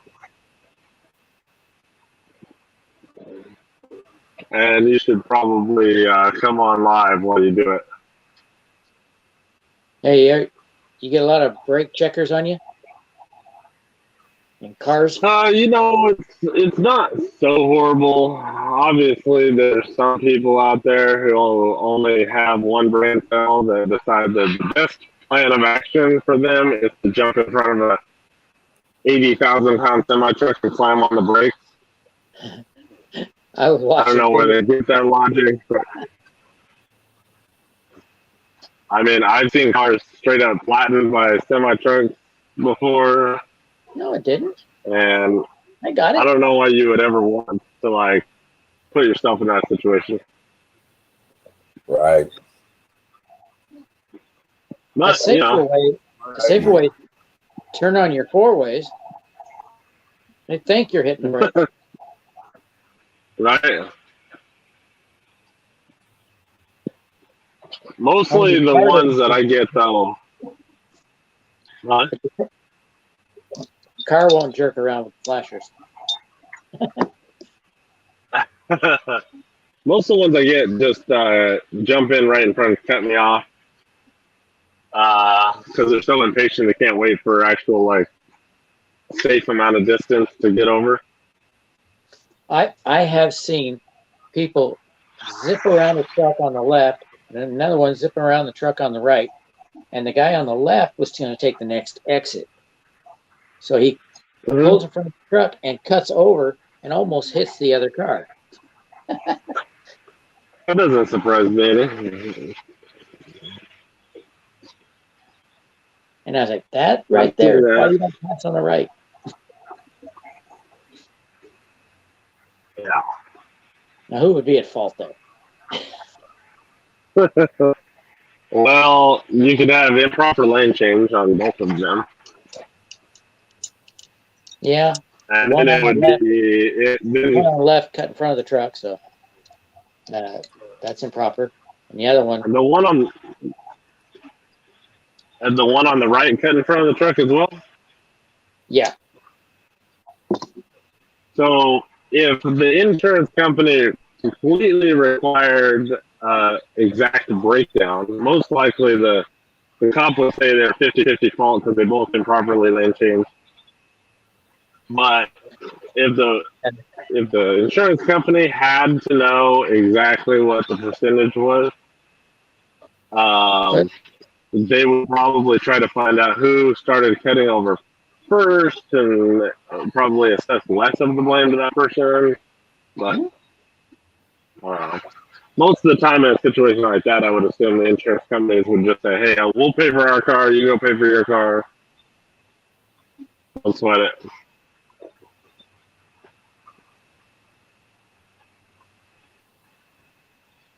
So...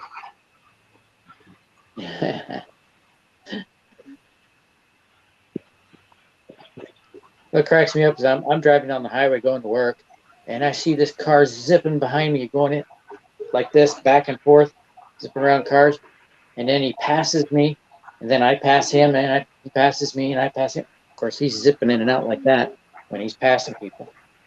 But I just stay in my lane and pass him, and we both get the exit at the same time.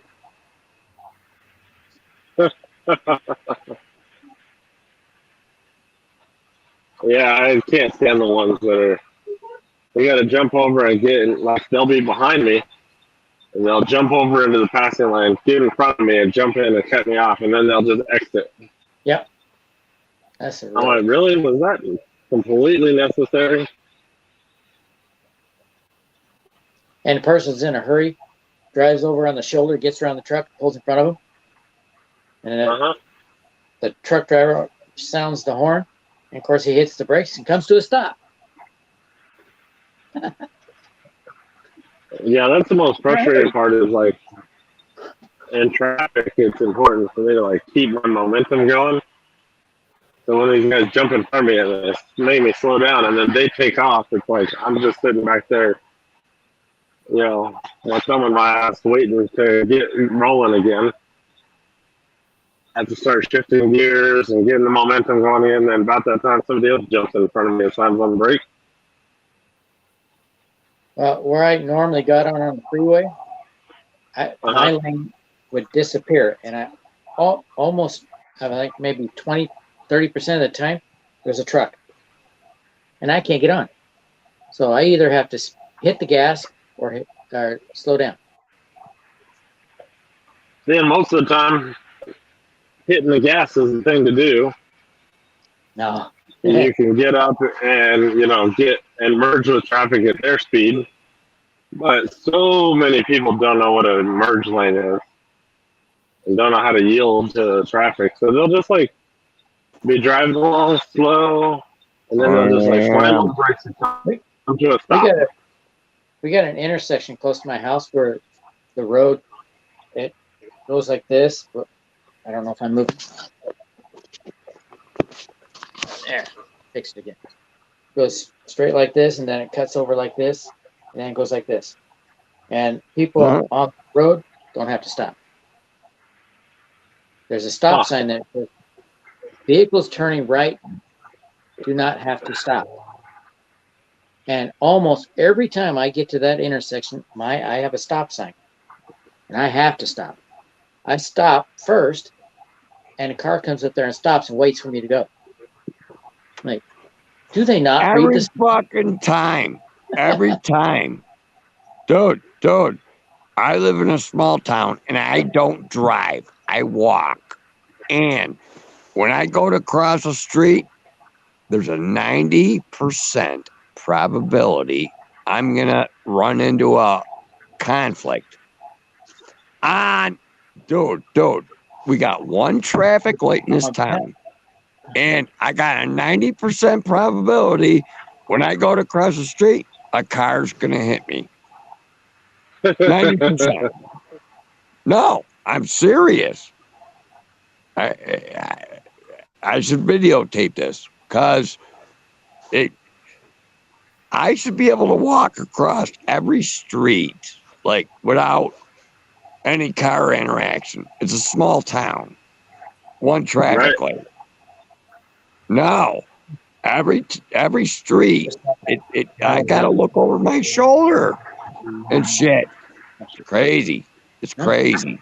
My town don't have a traffic light. They have a flashing red and a flashing yellow. Oh, it's even smaller in my town. Then. Yeah. It's a flashing.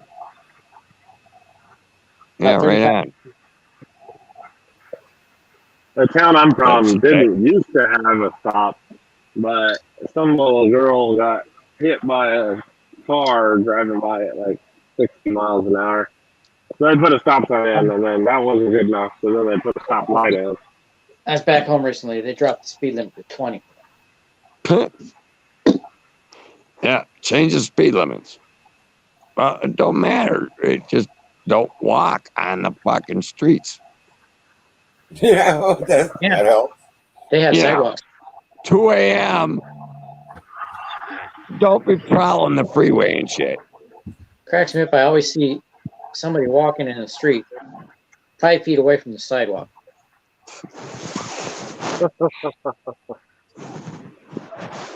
Sidewalk's dirty. Then they get pissed off and the cars get too close.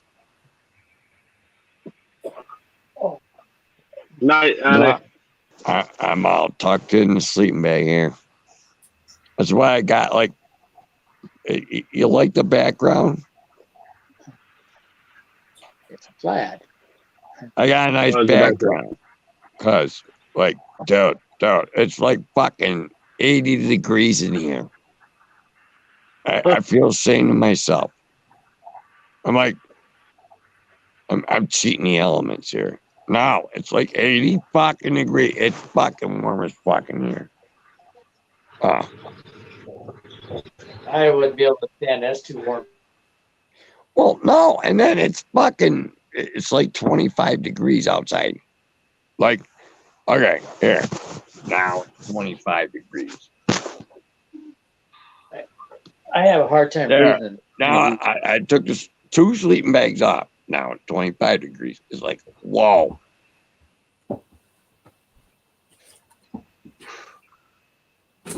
Real crispy air and shit. It's crazy. Now, here, hold on. Here, where's... Well, there's dark side of the truck. No, I want the fucking big sleeping bag over me real good. Here, mate.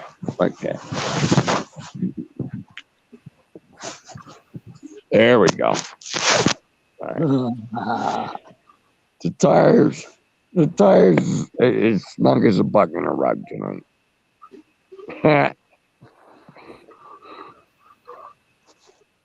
Like a cocoon. I gotta sit I don't back give a shit. down 15 degrees and you're snug and warm. Well, yeah. It's really cold outside. It's nippy outside. I'd say it's like 25 degrees. And there's like witch's tip. I don't give a shit. I like it like this. I like camping out in the winter. It's fun. I've done it. I mean, I had a great time. I like waking up in the morning and making hot coffee. Hot coffee's like, wow. Now I got a ceramic mug, and I got thermos, and then, I make the coffee, I put it in the thermos, and then I pour it in a ceramic mug. There he is. And it warms up my hands and shit. And it's fucking crazy. I was back. And I see Kay in the back.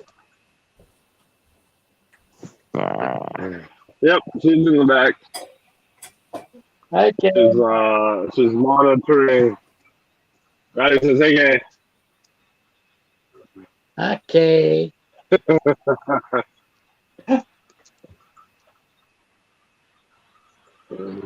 Hey, what's up, Tool Mike? I haven't seen Tool Mike in a long time. I just checked out the chat, and there's like a whole bunch of people that left. Lost the chat. Yeah, I know, right? And Nuki left. Well, Lisa's saying bye. Good night, Lisa. Dream well, Patriot. Well, I think Lisa's here. She's just saying bye. Oh. Well, Anatoly said that he was gone. Anunnaki. Well, I just checking out the chat. I'm just saying it's hard to do the chat and I just the video at the same time. So it's chat. What's going on with the Wiz tonight?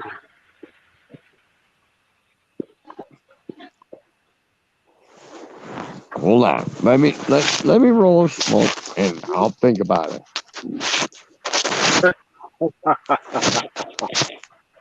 I gotta have a smoke. Hold on. Let's go out into the 10-degree weather here, or whatever it is. I think it's about 20. All right. We hit the button. Right. Anunnaki. Rock on, man. Dream well, Patriot. What's going on with you tonight, Wiz? Well, just trying to keep dredging on forward. Yep. Trying to do what? Just keep moving forward, trying to get. I finished up a cooler today, finished up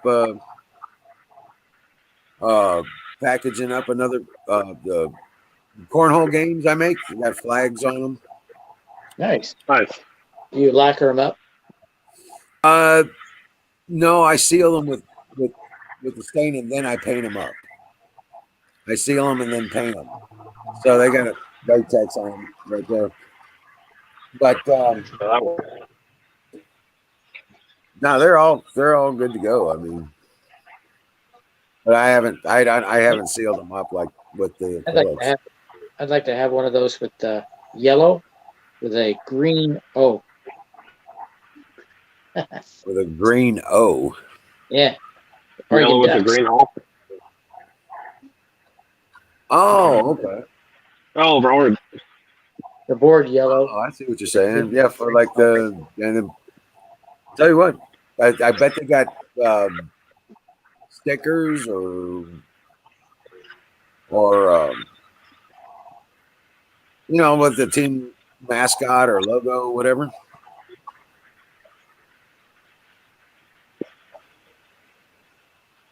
Battery. Yeah. they got that kind of stuff. They got the paraphernalia for the team, like the team logo and all Yeah. that shit. That's what you're talking about. Yeah, wouldn't the if you put a sticker on there, wouldn't that be a little grippy? And not if you don't, not if you put the acrylics over it. Oh, okay, yeah. But with just doing the paint, it's not really all that bad. But then again, just because it's got a sticker on it doesn't mean anything either, because that could just change the way you play the game. You know? Yeah. It's just it's a cool thing. Dark side. What is that on the wall behind you? It's got something. What is on the wall behind me?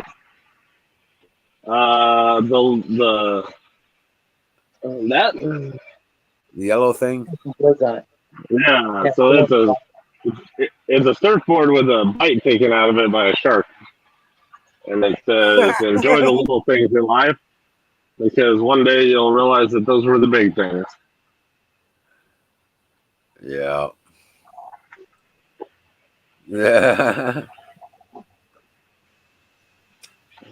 I got that in Key West the first time I went down there. Oh, canoes. Well, God bless you, brother. Take care, and we'll see you tomorrow.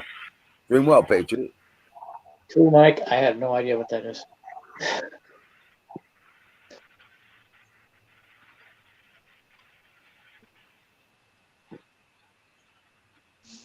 Then I've got a couple other paintings and pictures and stuff I picked up down at Key West as well.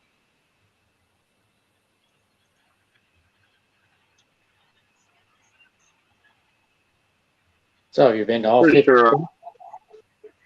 I have not. I have not been to Maine. I have not been to Alaska or Hawaii. That's a tough drive to Hawaii. It is. I actually, I one time had a couple of pallets to deliver down there. I've seen quite a few Hawaiian cars here. Like, how the Yeah. they put them big old balloon tires on them. Some rioters. Yeah, you get them shipped over to LA. I guess it's not that bad to get them shipped over. Well, that sucks. You got to drive through LA. Let alone California. Mm-hmm. Yeah, there's quite a few shipping ports down there. I was with my father one time. We're going through California. We were going down through Mojave. He goes that route a lot less traffic. We actually deal quite a bit. His tires were retreads. Never had a problem. Okay. They were Band-Aid retreads, and they would cut slots in it to allow the heat to go out. The ground was ground was 120 to 150 degrees, but the tires were cool to the touch. Huh.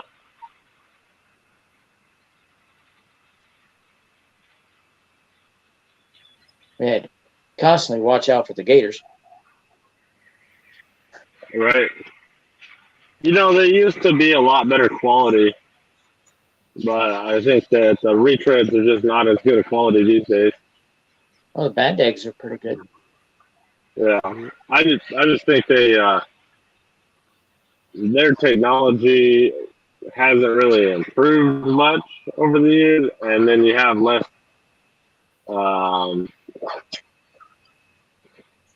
quality control on it, I guess.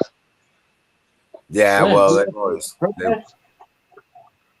they always come apart before the miles are up anyway. Slim, you were up there at the protest in Seattle? Or around, Olympia?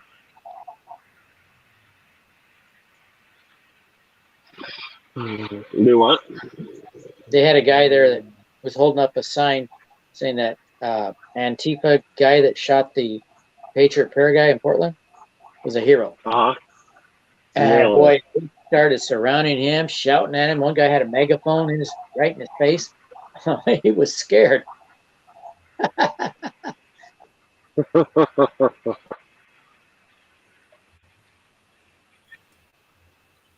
Man. Yeah, it's gonna get wacky. It's gonna get He crazy shut up again. real quick. But Like I said, it nobody chilled out just before Thanksgiving. And then, laid a hand on him. right. And then turn around and it's gonna get crazy again when they say, "Yep, Trump's gonna be the president." Oh yeah, I know. The country's gonna erupt. No, just the leftists are gonna lose their fucking minds. Yeah, that's what I'm talking about. Them. Yeah. We'll be in our houses watching it. And the Patriots will be out there shutting them down. That's what will happen. Well, The Patriots will be out there shutting them down, stopping them from destroying their cities. Trump will stop it pretty quick too, because there's nothing to stop him from doing that now. I gotta refresh the market.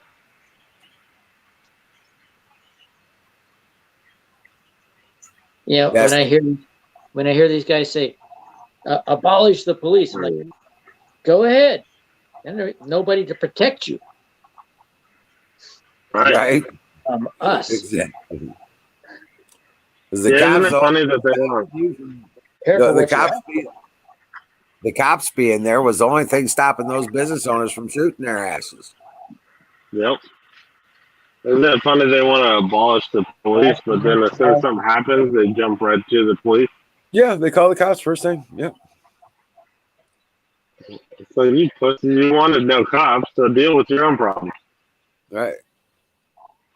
Deal with this mad businessman. You just busted out his windows on in front of his store, and he's got a gun to your head. Deal with that, motherfucker. And 25% on my battery. I got to put it on charge. I got a 10-foot cable here.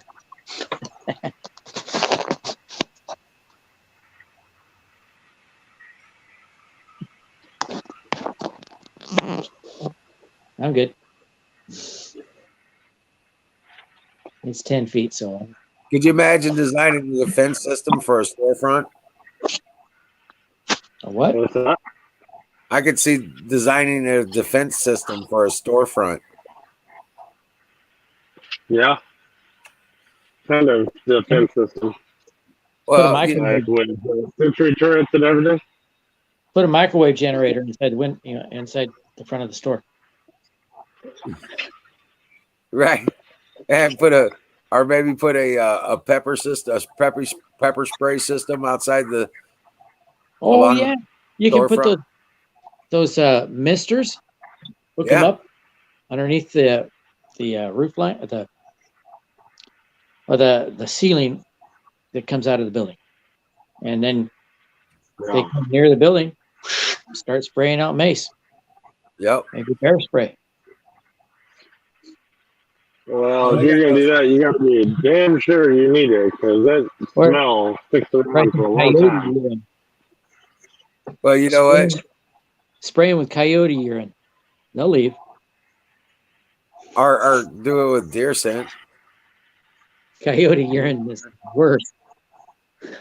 Well, yeah. Do that deer scent on them. Well, I tell you what. Yeah, you got to get that out of their system. But yeah, you were in front of that store. Yeah, no. Yeah, you were. It's the only one that's equipped with it. I saw anti-carjacking technology in South Africa. That's sick, man. Guy comes up, bang on the window with a gun, and a driver flips the switch and flames go out the side. Another one oh wow, has electrodes hooked up to the body of the car, and if they try to carjack him, he flips the switch and they get tased by the car. there you go. I guess it wouldn't work for stainless. I don't know how it would work with the paint. I have to make some conductive paint.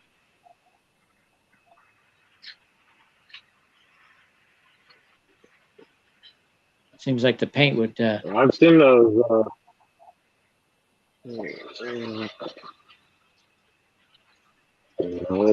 I've seen those before where they electrify the door handles and such.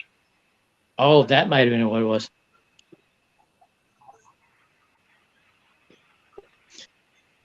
Don't tase me, Grab a bro. hold of it and get a nice little shot. Touch my car, bro.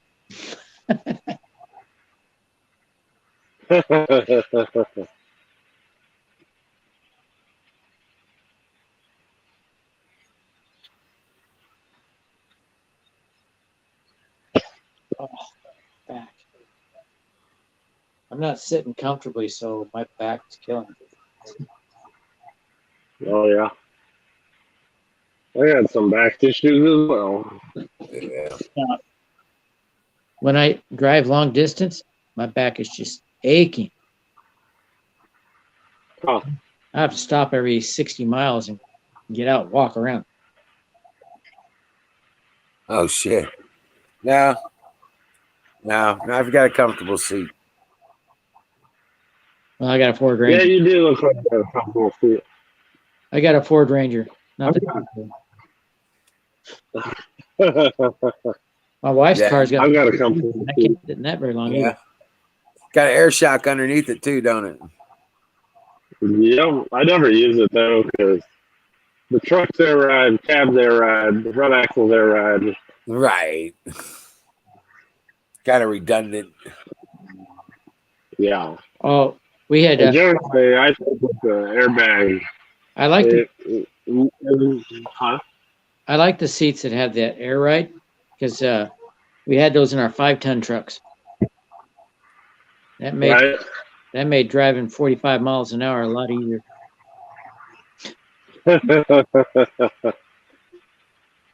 That's downhill. Well, that's military. You know, like brush truck. Deuce and a half, some 5 tons.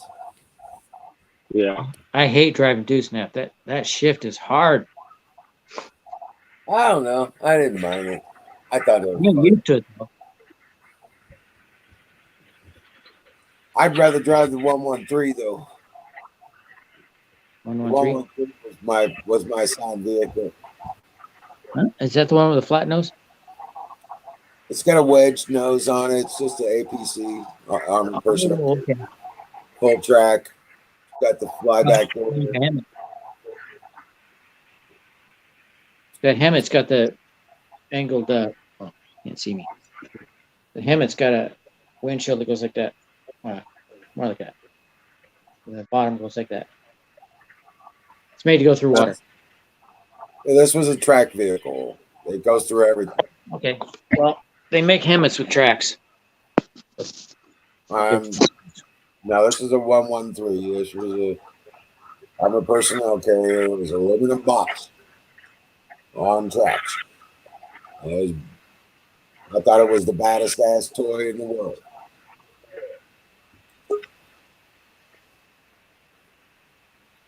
Well. Yeah. It didn't do nothing. Shit, dude. I was telling you that we were in Grafenville at the ranges over in Germany, right? Yeah. And there was about 3 feet of snow. Well, guess what? We're in track vehicles. It don't fucking matter. We're going anywhere, right? So I'm like going down the roads, man. I hit the corner a little quick and I'm drifting a 113, dude. It was badass.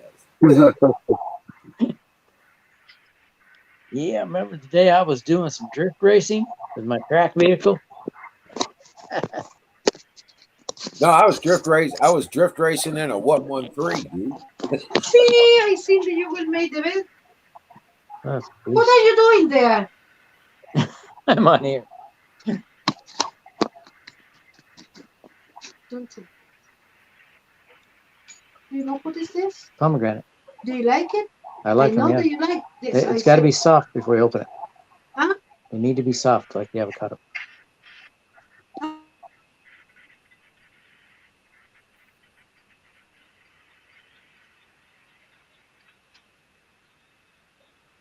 But yeah, I got to get the rest of the stuff put away. The wife wants to go to bed.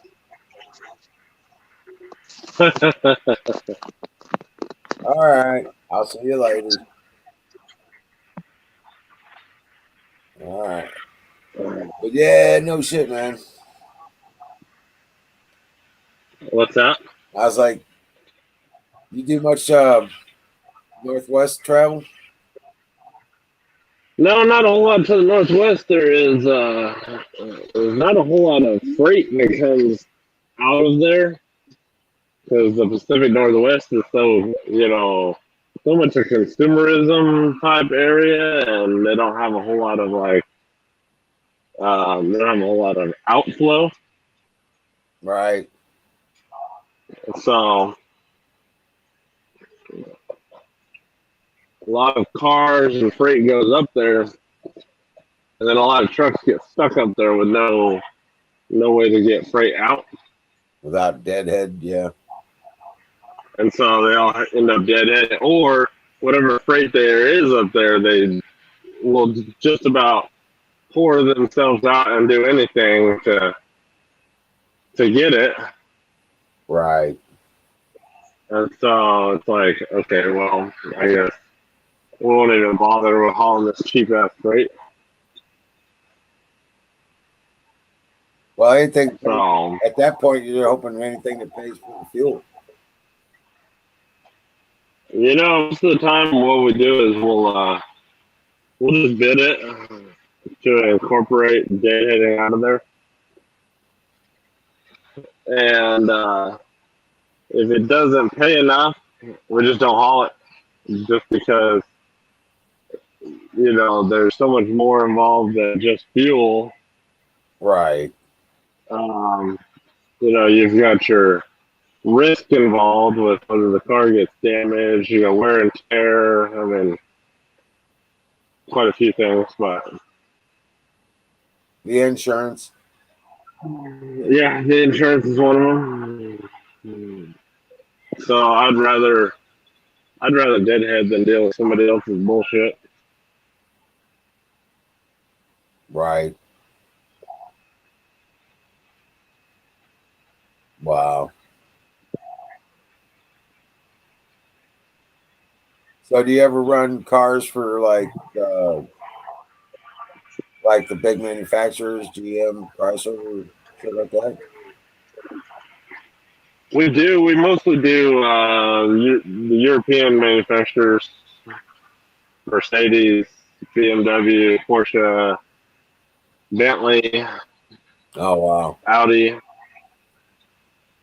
We used to do a lot of Rolls Royce stuff, but they wanted us to increase our insurance coverage, and then they also dropped their rates at the same time, and it was just not worth it at all. Right. Like, why should we take the extra risk involved with hauling your crap if you're not going to pay us what we're worth? Right.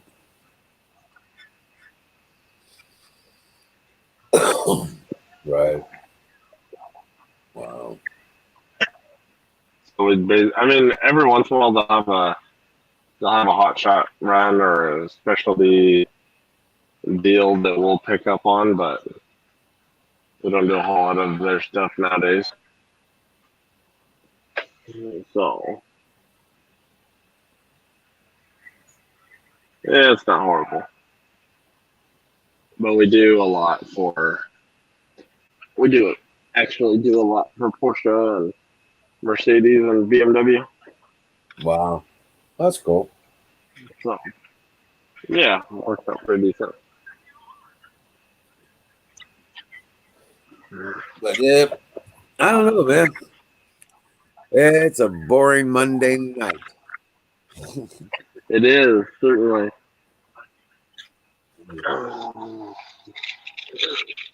And we just, barely got going, so we got to drive all night down to Florida. Right. So you're going to be on the road all night? Yep. Wow. On the road all night. We're getting ready to actually head off of the interstate to go off across a 2-lane,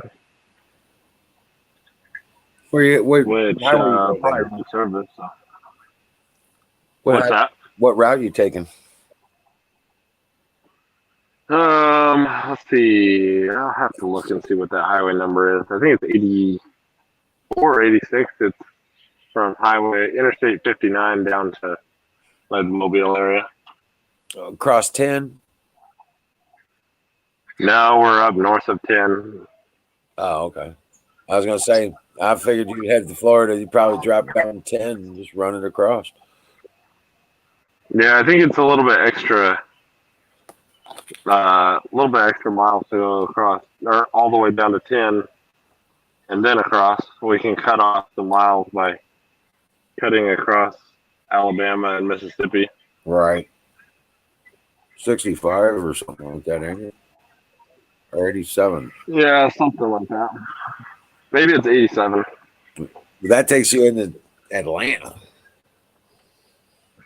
Oh, does it? Okay, no, that's not the one. Hold on, let me look at it on the map. Yeah, I'm not looking at a map either right now. I'm just Let's see here. I will tell you, it is because 10 goes across 98. 98, yeah. 98, yes. So 98 cuts off quite a few miles by going down to Mobile. Right. Because we're up just south of Hattiesburg right now. So if I was to go all the way down to 10 and then across, it would add on some miles. Right. I thought you were coming across Colorado Pass. One of the passes in Colorado. I don't think so. Oh, we did actually go across the passes in Colorado earlier. Last week. Right. We actually spent quite a few days in Colorado because of the snowstorms and all that stuff. Right. We got bamboozled by the snowstorms and all that. All the chain laws in effect, snowstorms closing down the roads. It wasn't exactly a pleasant experience. And the truck got filthy dirty, which I hate it when the truck gets dirty. Right. Yeah, I know, man. I know. I'm a fancy bitch. It's okay. You know what you do is you get one of those $100 pressure washers from Harbor Freight, stick it in your stowaway. Yeah, and I could do that, but it takes so much time to do it too. I get set up, and you got to find a hose, and you got to find a place to do it, and all that. Right. They charge about $100 to wash the truck, so it's not too bad to do it that way. I know it seems like an expensive wash for, the average car driver. It's like you go down to the car wash and a full service is $30. But considering how much they have to wash, right? Yeah, I mean the truck is pretty decent size. So, and they usually put about, they probably have 6 or 8 people, mostly, with entry-level laborers. Some of those guys have been there for a while, and they're actually making decent money, but, they hire a lot of, just laborers to wash trucks. Right. Well, I've seen that they had one place had a fairly automated setup on it. There's a couple of places that have a automated type setup where you drive it in, and then they have, brushes that go on, I don't know, it's like a big square frame that runs on some tracks that drives up and down and brushes the trailer. But there's only a few places that have that, and it doesn't really get the rest of the truck washed very well, so they still have to wash it. Right. Now, the one I seen was no, it was touchless. It was all pressure wash.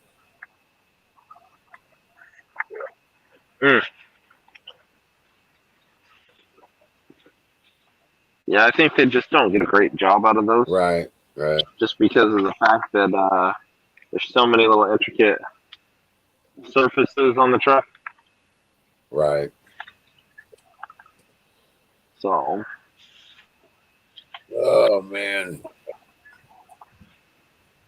I think I'm gonna turn in early, man. It's just. Yeah, like I was saying, we're getting ready to head off in no man's land, and I don't think that was very good service back there anyway. So, but thank you everybody for hanging out.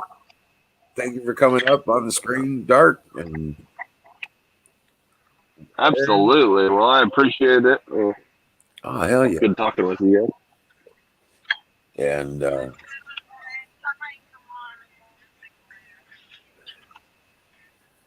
right. He said, "Have a good one, guys. She might come on later if she has signal." And Bear's Place on Twitch is always open if we need a place to hang out for just a little bit. But I'm gonna go ahead and call it tonight. You guys have a wonderful evening, and God bless you all. I thank each and every one of you. And dream well, Patriots, because we are winning. I'll see you tomorrow night. God bless.